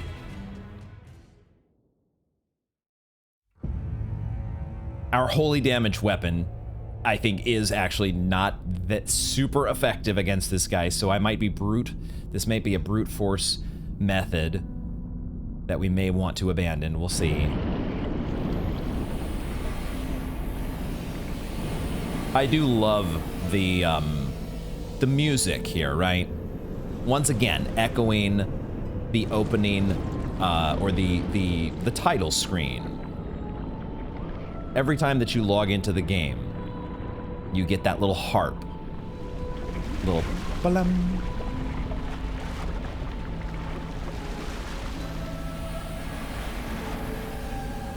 This is just, I mean, I don't know what to say about this, man. I don't know what to fucking say about this shit. What is that sword? What is this thing? I mean, it's hard to really even call this a beast.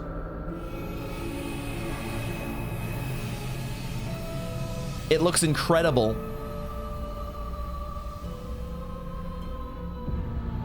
We thought that Estelle, Born of Darkness, or Stars of Darkness, or whatever, we thought Estelle was rocking the whole space, starry vibe. Nope. Not quite. Not quite.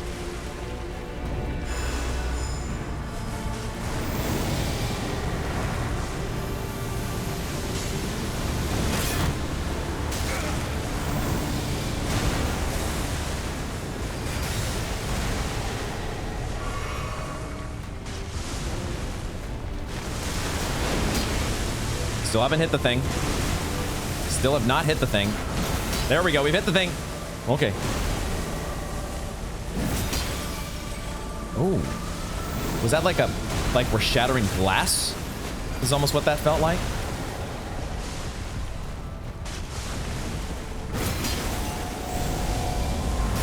Shit, the grab. Fuck.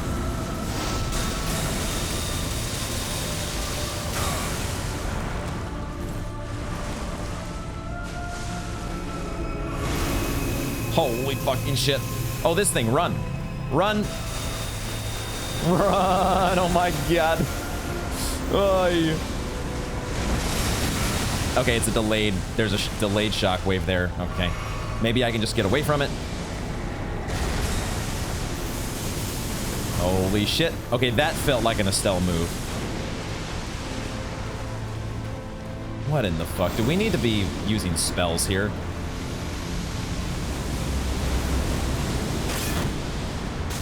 Jesus Christ, what do I do against that? I think probably need to run away. Oh, here we go. Run again. Should I be using Lightning Bolt here? Is this the reason that I put Lightning Spear? Is this the reason I memorized this? Because too far away. No, what the fuck? Still too far away.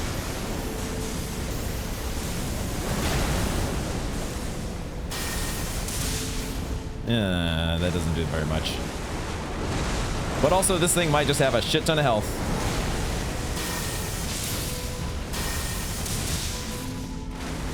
I don't know, man. I don't know. And it's just so difficult to get close to it. And when we do... Oh my god, we are out of flasks. Nope!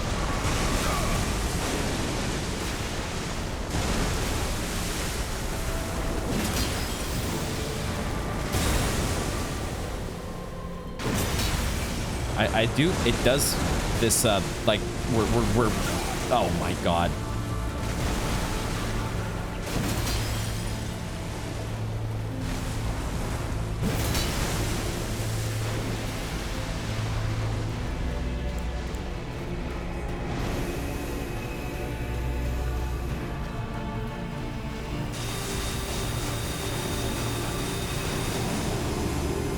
What in the fuck is this? Oh, what the hell? What in the, no!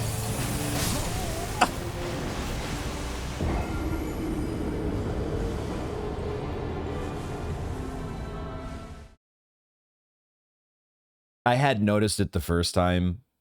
We see it there again at the end, but there's like Erdtree husks everywhere.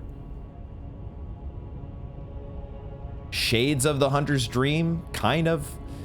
Oh boy. Oh boy. Oh my god. Fuck. Fuck. I mean, we were doing damage to it. We were doing some damage. We just gotta learn the moves. It's a tale as old as time.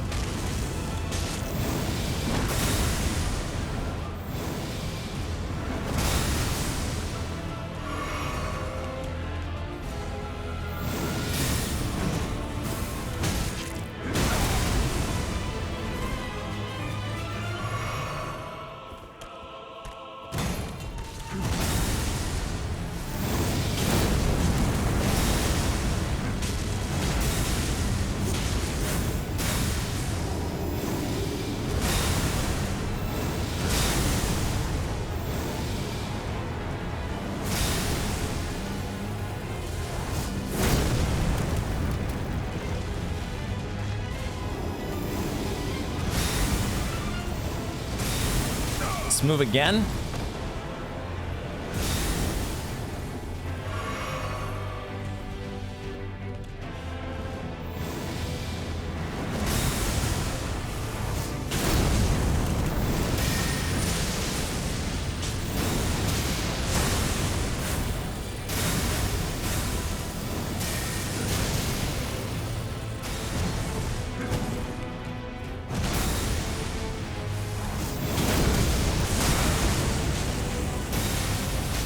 Shit.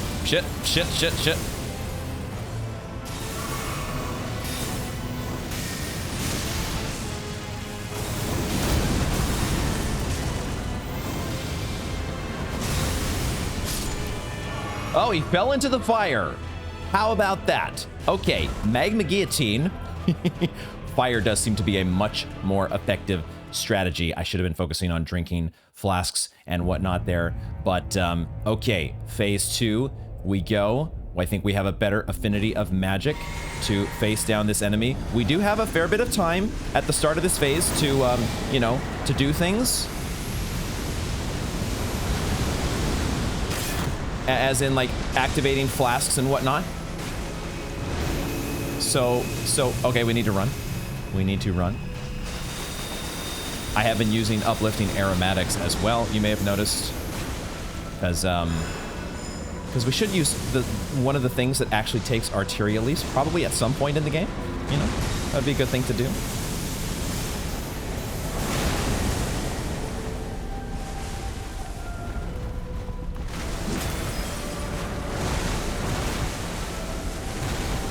Shit to, well, I did deal a shit ton of damage. I am not focusing on the right thing apparently. Oh yeah, that's so much more effective than the Destined Death, than the Black Blade. Okay. We're gonna take another one of these.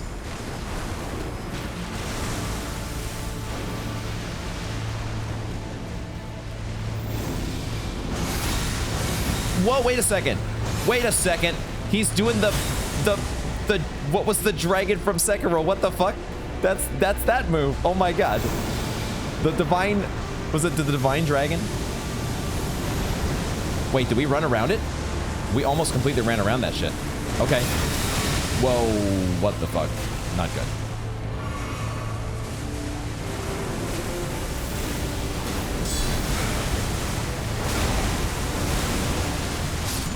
No, there was a trail of star business there. Okay, we did nothing to this guy because I feel I'm still not completely focused in this phase. There's just so much to digest. I feel like we can at least get through Radagon a little bit more efficiently, but holy fuck. Okay, gotta focus in and learn the moves of the Elden Ring / Elden Beast. Oh my god.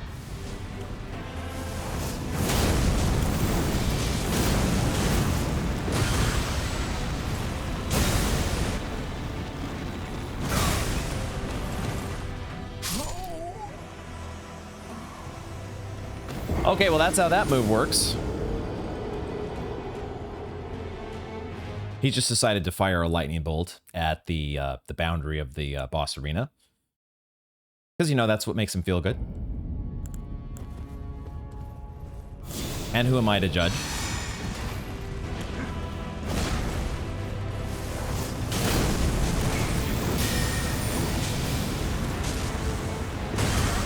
No, again? Where was my dodge, dude? I had a dodge roll in there. Game. Shoot another lightning bolt at the wall, dude. Yeah, he's just like, yeah, bitch, I killed you. Woo.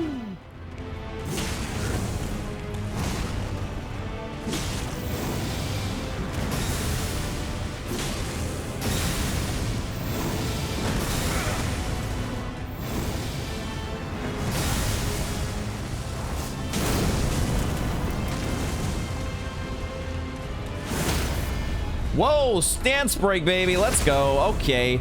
Aggression for the win. Aggression for the win. Maybe.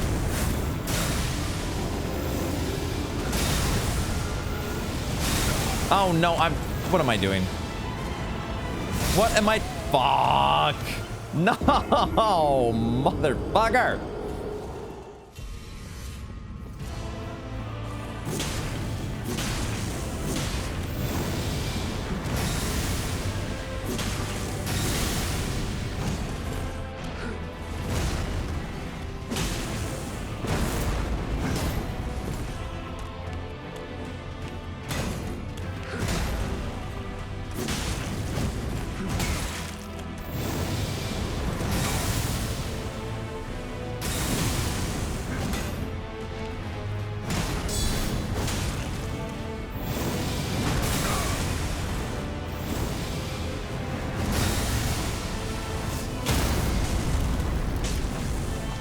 Another stance break. Okay, now can we actually turn this one into a win, at least for this phase?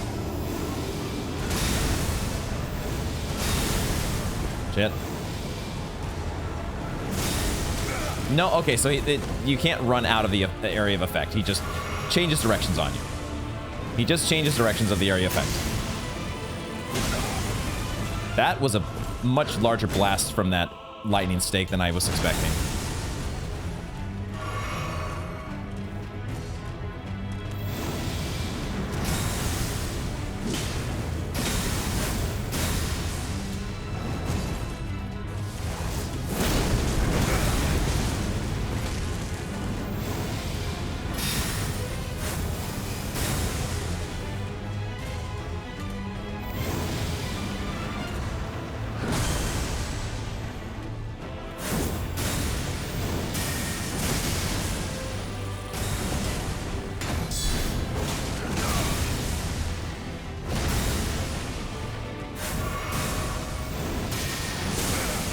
Man, when this guy starts cooking, he is pretty badass. I gotta say, he's pretty badass when he does start cooking. All right, let's drink our shit. Let's get everything in order here. Get everything in order. Recast Divine Fortification for as much as it's gonna help me.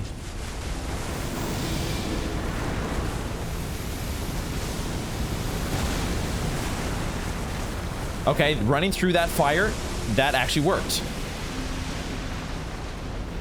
Good to know.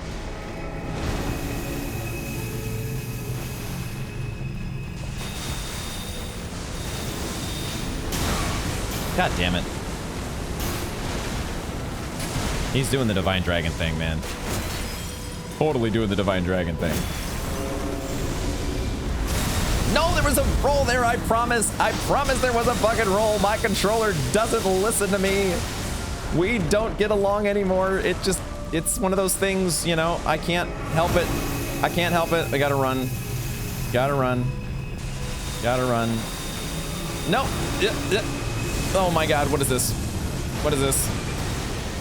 Okay, just keep running. Don't stop running.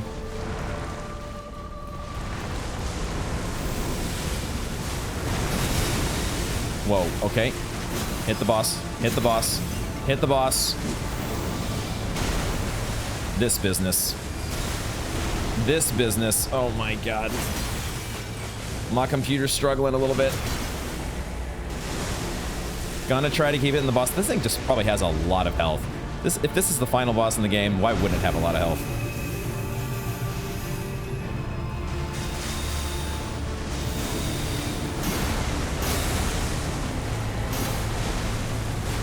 No, fuck.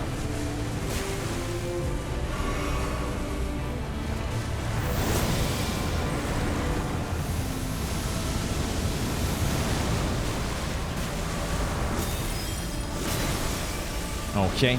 I thought that I disengaged camera lock there. I maybe re-engaged it without knowing it. Oh yeah, this thing. So I don't know. I don't know what I'm doing, guys. I don't know what the fuck I'm doing. Run away, run away, run away, run away, run away, run away.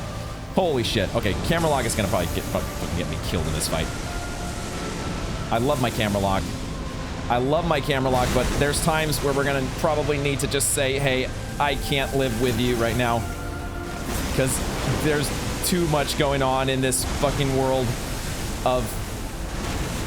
It's the Elden Ring's world and we're just living in it. I want to get a stance break on you so bad. I want to see what that looks like. I seriously want to know what that... What in the fuck? This thing is gorgeous. It is, like... spectacle boss isn't enough. It's not enough to say spectacle boss. This is so freaking amazing. Okay. Oh shit, I should have known that was coming. I'm not using Magma Guillotine at all. Probably should be. Oh, shit. Elden Stars is coming. Elden Stars is coming. It's coming. And just like when I tried to use it, it actually doesn't do that much damage. So supposedly, it might end up still getting me killed, though. Because I'm trying to panic roll. Fuck. I was panic rolling. I have nobody but myself to blame there for Jesus Christ. How many different moves does this thing have? That was definitely Elden Stars there. And it drove me into... It's doing the Divine Dragon shit. This is nuts, man. This is absolutely insane. I love it and also hate it at the same time.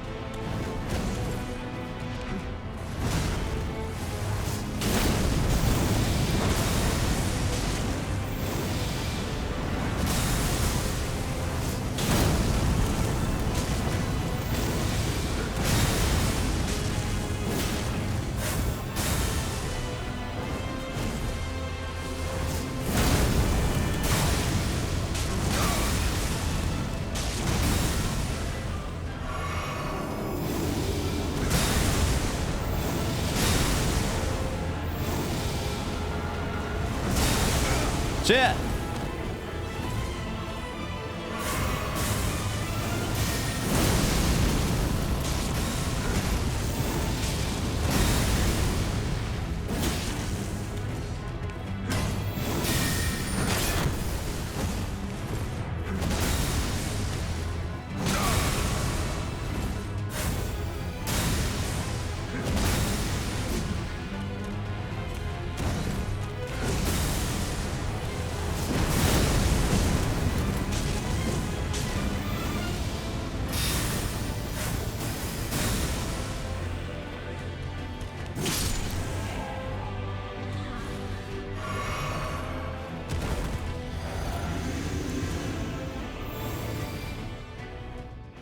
Did I get my cast off?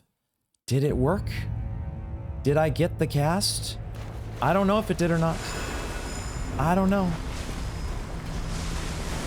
We're gonna see. We're gonna find out.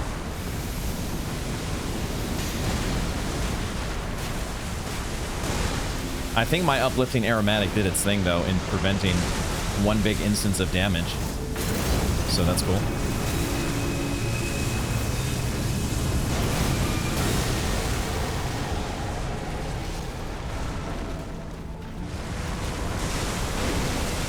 No, I didn't mean to hit L2. Okay.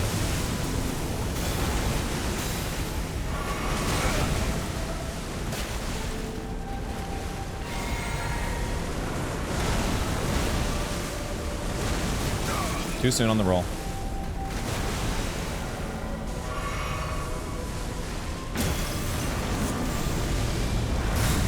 There we go. Dude, it does feel like we're supposed to keep hitting this thing in the center there and get a stance break on it, but man, I must not be aggressive enough still.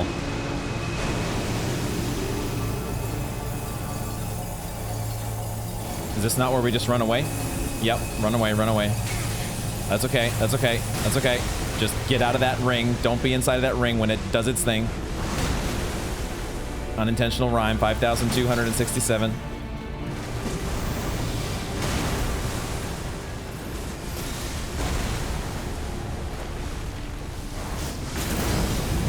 And now it's like weak for a bit. Just for a moment. Ay, ay, ay.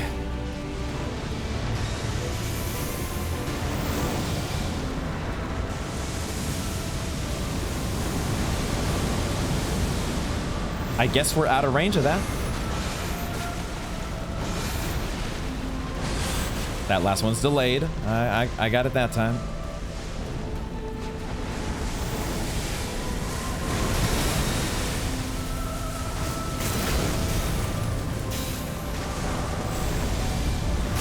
Shit, I was too early.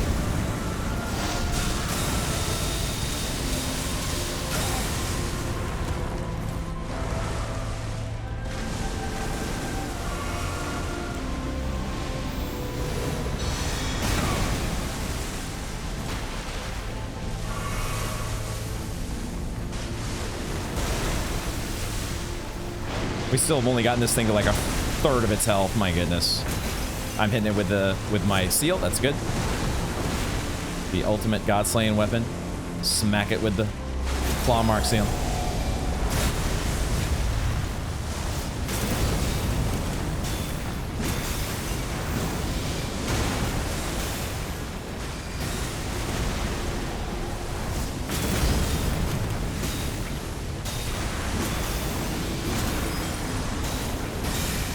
Elden Stars. Thank my Elden Stars.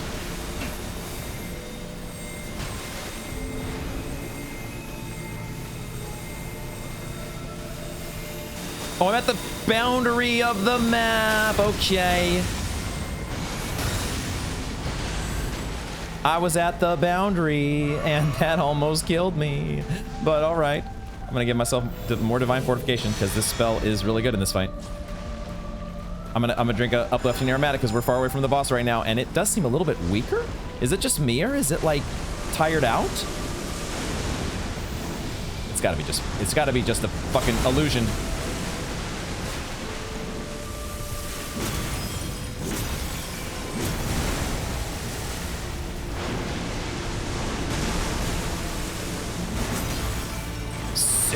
damage. Perfect.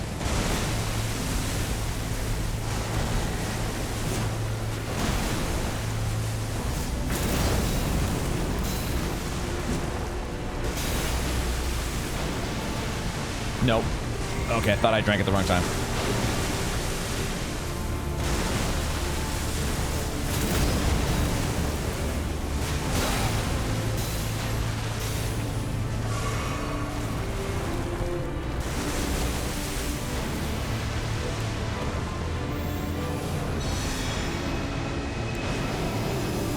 Fuck this move.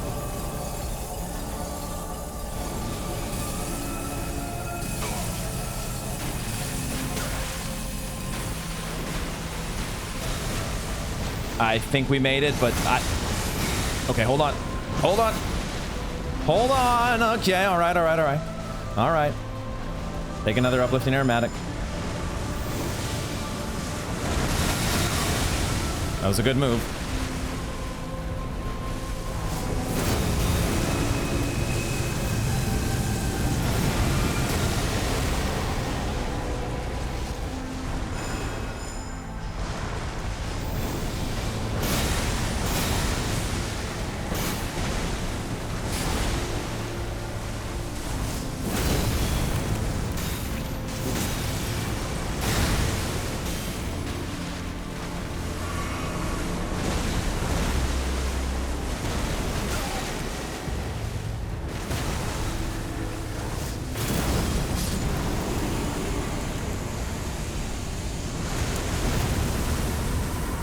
Is that it?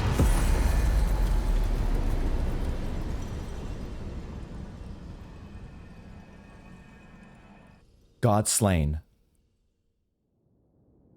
I did make the magma scale sort of +10, by the way, if I didn't say it already.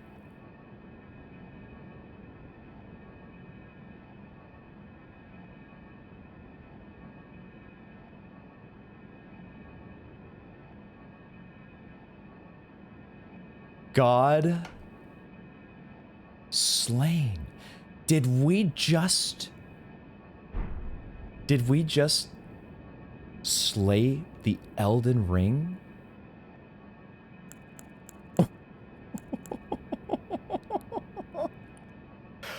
Oh, let's fucking go. Oh, what the fuck? Oh, what the fuck? Okay. Oh my god. Okay. Yes. Yes.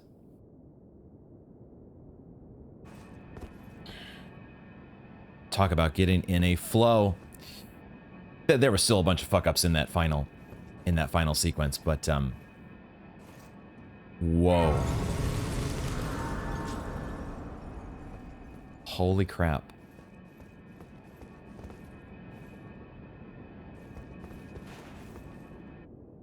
What do we make of this all?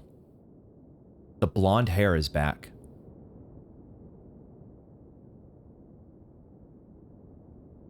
Radagon is America. This is insane.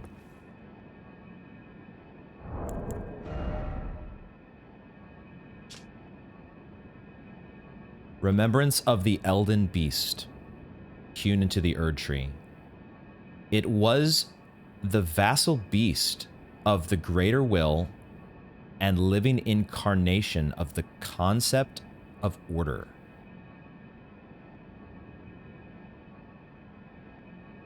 I need to hydrate.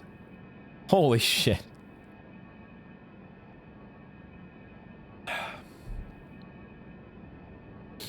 I feel exhausted, ladies and gentlemen. This game is remarkable in so many ways.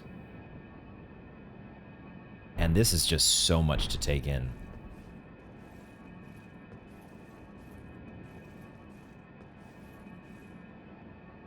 Become the Lord of Frenzied Flame.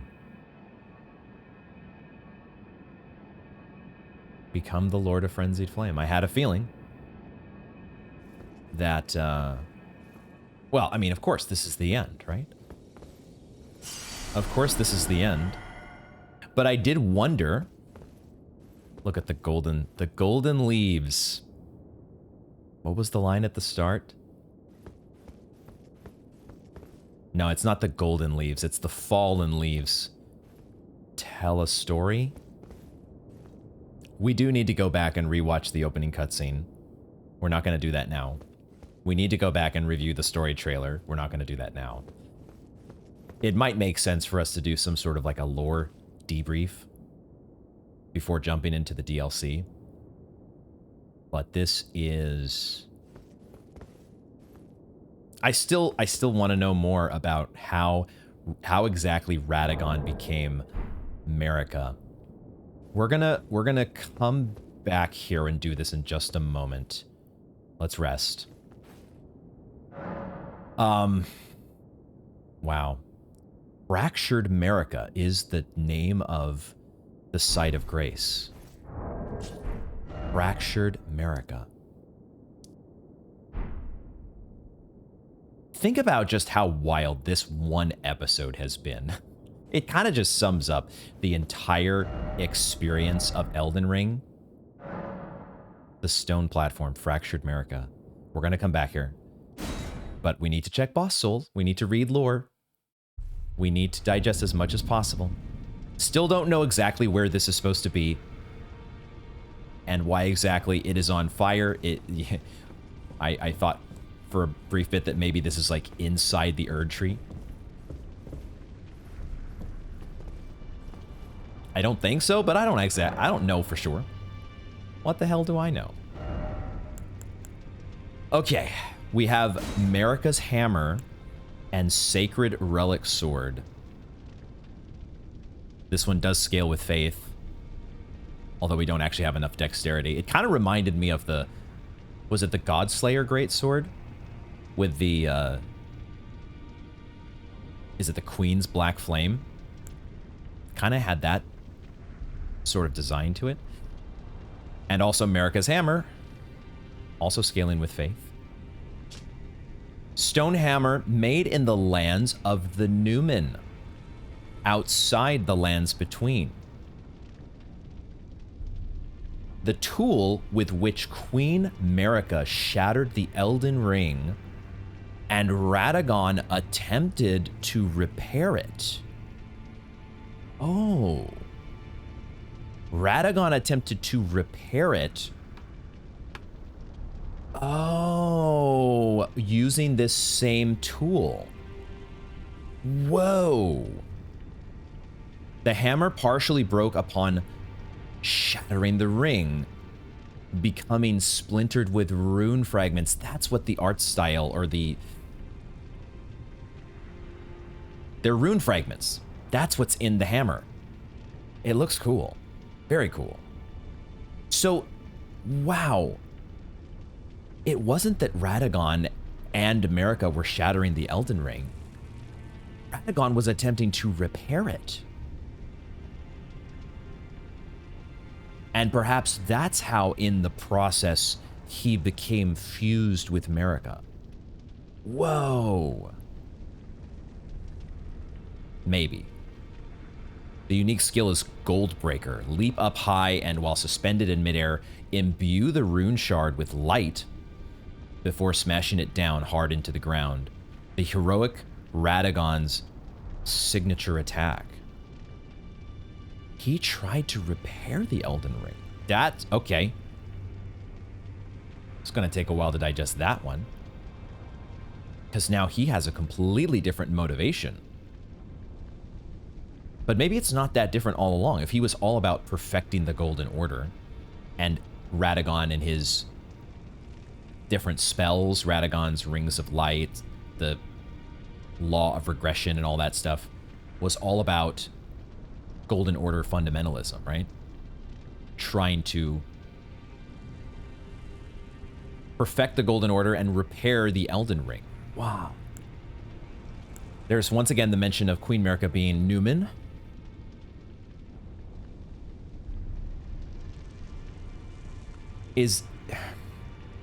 How exactly did she get to the lands between? Why did she come here? What is that distinction? Will we learn more about the Newman in the DLC? Still so many questions. The sacred relic sword, wrought from the remains of a god who should have lived a life eternal. Well, sorry, I put a dent in those plans. Lord of Chaos, by the way. Thoughts on what the weapon portends are many and varied. Some consider it the mark of a great sin or a sign of great devastation. Some think it as the end of an age, while others, the beginning. The unique skill, Wave of Gold, imbue the sword with bygone golden glory, then fire it at foes. A wide golden wave fans out forwards, sweeping through all enemies caught in its path. Divine Dragon shit. Golden Divine Dragon. I don't suppose there are any new Fashion Soul options. Not from Radagon is America. This is nuts. Is there any world here where, I mean, we killed a god. We killed a god, Hugh. Let's go smithing. Hugh, my dude, we we did the thing. We did the thing. I even upgraded my magma scale sword finally at long last to a +10. And we did the thing. I see. Nobody's gonna care. Just like nobody anymore ever cares about anything that we do. Just to be sure of that, we're gonna quickly, who do we quickly, there's nobody left hardly with NPCs, except we could probably count on Lady Tanit to still be here chowing down, right? Lady Tanit is gonna be at it for the rest of eternity. Nothing can interrupt. Oh, you. Allow me some time. Our lords. I guess there's only one thing to do then. There's only one thing to do. And, like, you know, we have this option. We have Miquella's Needle that we could use to reverse course, but I don't think there's anything that can stop us from becoming the Lord of Frenzied Flame. The only thing to do is to just make sure that it's very clear and apparent that we are yeah. I'll be very interested to see where does this on subsequent playthroughs, don't tell me yet, but where things like this Mending Rune of Perfect Order, where they come into effect. Because there was part of me that was thinking there might be multiple options, like there might be a choice here that like there's a choice in our inventory, right? There's a choice to take Miquella's Needle and probably change whatever this prompt is, become Elden Lord. But Frenzy Flame it is, I think. Lord of Chaos. How is this gonna play out? Guess let's see. Only one way to know. Whoa. Whoa. Oh my. Oh my.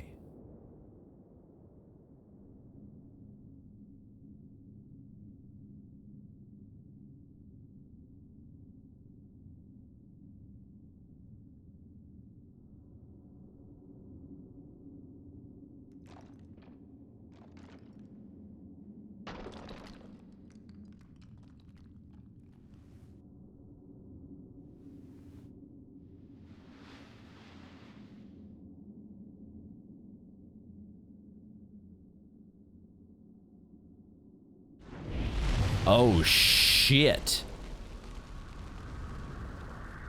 Whoa. What?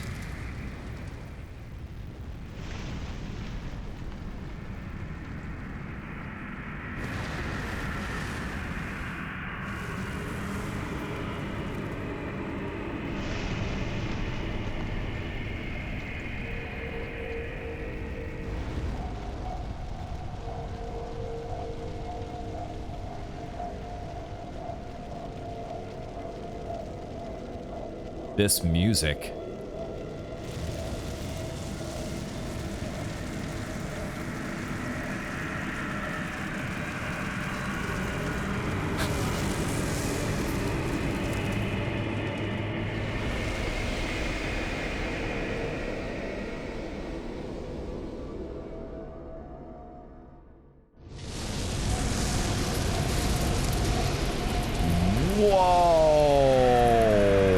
Look at the fingerprints on everything.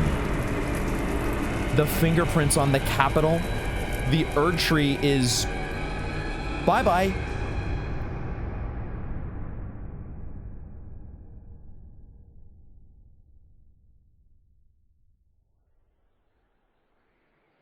What the fuck?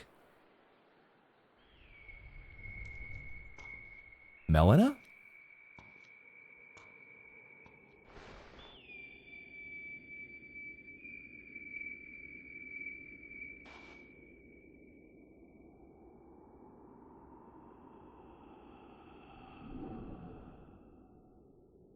Torrent.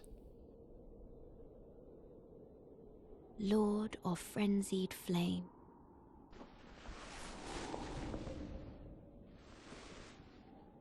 I will seek you as far as you may travel.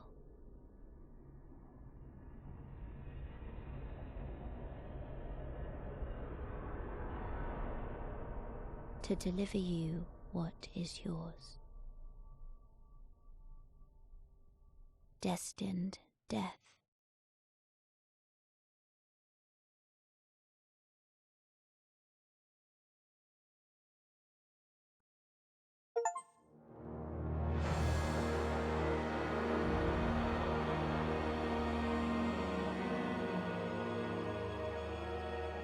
World created by Hidetaka Miyazaki and George R.R. Martin. Whoa, my God. Okay.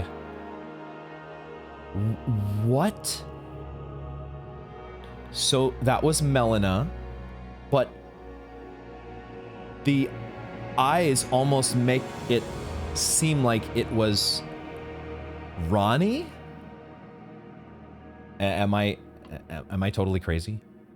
She said, I will, no matter how long it takes, I will deliver to you what is yours. Destined death. I thought we were the wielders of destined death, but we're really the Lord of Chaos, right? We're the Lord of Frenzied Flame. Maybe we just temporarily borrowed the power of destined death. Why is she promising to send destined death our way? Oh my gosh. Whoa, this credits theme here is intense. Wow. That's a whole nother... I really have no clue how to interpret that ending there.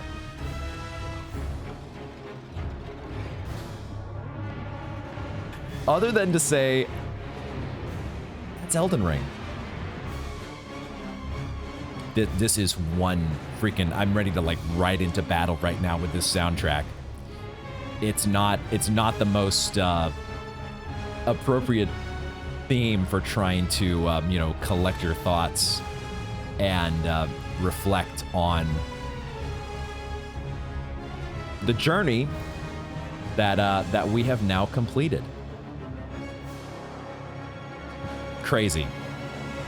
It is crazy. It's been almost a year since I started playing this game now. It doesn't really feel that way. But sure enough, the long, winding road of Elden Ring, the base game at least, has reached a conclusion. And I do feel pretty good, actually, that we got some semblance of answers. I think this is the most satisfied, besides Sekiro. I thought Sekiro did a really good job in sort of wrapping up its story. It told its story in a very different way from the Dark Souls games. Elden Ring felt like a much more of a return to the Dark Souls style storytelling. But I feel so much more the way, I don't know what it was about Elden Ring, if it was the influence of George R.R. Martin, that if there was like a more coherent story underpinning things, what exactly it was, but I feel like we have more answers and I have a better understanding about this game than I did at the end of any of the Dark Souls games. I'm still scratching my head a bit on some things. Was that really the Elden Ring that we fought? Was the Elden Beast the Elden Ring? What exactly was the role of the Elden Lord?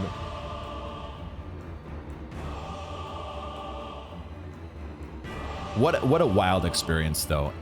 Every single episode, it felt like there was something that was just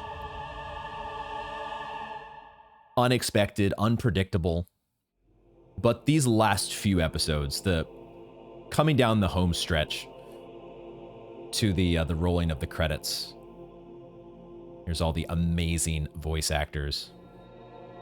Just absolutely phenomenal. I'll be interested to look at that list a little bit more closely, perhaps in editing, and see if there's any names that I recognize. I don't really follow exactly who all the voice actors are from the different games, but I know that they do carry over.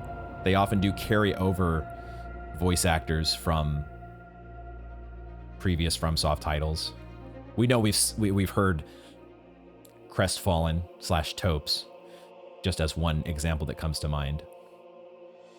But yeah, what really can you say about Elden Ring other than that it's almost, I don't want to necessarily say a life-changing experience, but it is no doubt, it leaves this indelible impression that once you've played it, it may not be accurate to say that no other game can measure up to it, because every game is different.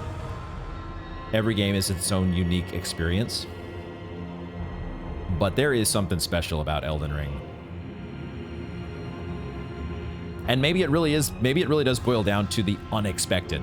Like, this episode is probably the quintessential example of that. Like, didn't see Hoarah Loux coming. Kind of saw Radagon Ismerica coming. We knew that part. But then the Elden Beast, what the fuck? So many other examples of that all the way through this game. But it's been an incredible journey, and I am so unbelievably glad that we have been documenting it here and that you all have been able to follow the playthrough. I think actually, as of recording this, I think we may have just passed 1,000 subscribers here on the channel, which is a really cool culmination for those two things to happen basically simultaneously. And so I really want to thank every single one of you who has hit that subscribe button and has hit the like button and has been tuning in and following the series this entire time. No, whether you've been following it from the very beginning or you've been catching up on episodes recently, whenever or wherever you may be watching this, thank you so much for tuning in. It is so much fun to share my experience with you all. And I just can't say it enough. Really, really glad to have you all along. I think I should say that I do fully intend to play the DLC. We're going to be jumping into the DLC here. I also do want to, as I mentioned, I would like to do some sort of a lore debrief. I don't know if that should include watching like a Vati video that was made before the DLC came out. I don't know if that would be something that would be interesting to you all. I've got to think about how I might want to approach that, or whether we just jump into the DLC and just hit the ground running. But one way or the other, I have been faithfully, regularly uploading episodes every Tuesday and Friday for almost a year now. And I do think that it is time to take just a little bit of a break. I don't want it to be too long of a break, but at the end of each of the previous FromSoft games, I have taken a little bit of time before diving into the next one. And if everything that I hear about the DLC is accurate, then it's going to be its own. It's maybe going to be another Elden Ring altogether. And I think that probably means, I think that more than, in my mind, more than means that I need a breather. just to take a little bit of a breather. I don't know exactly how long of a breather that is going to be. I think we want to not begin Journey 2. We definitely do not. If you do not start over now, you can choose to begin Journey 2 later at the Table of Lost Grace and the Round Table of Code. So begin Journey 2, no. My controller has shut off, of course, because we've been sitting here enjoying the credits. And we're going to say no to that. Catching my breath here. We are going to take a break. We're going to take a breather. And stay tuned for when we will be. I should mention, I do have a Discord. The link is in the description. It's not a very active Discord, but I do that on purpose because I don't want to be spamming people with a whole bunch of @everyone's or other things that you just end up silencing or unfollowing the server. Anyways, all I do is every so often I do post announcements to the Discord.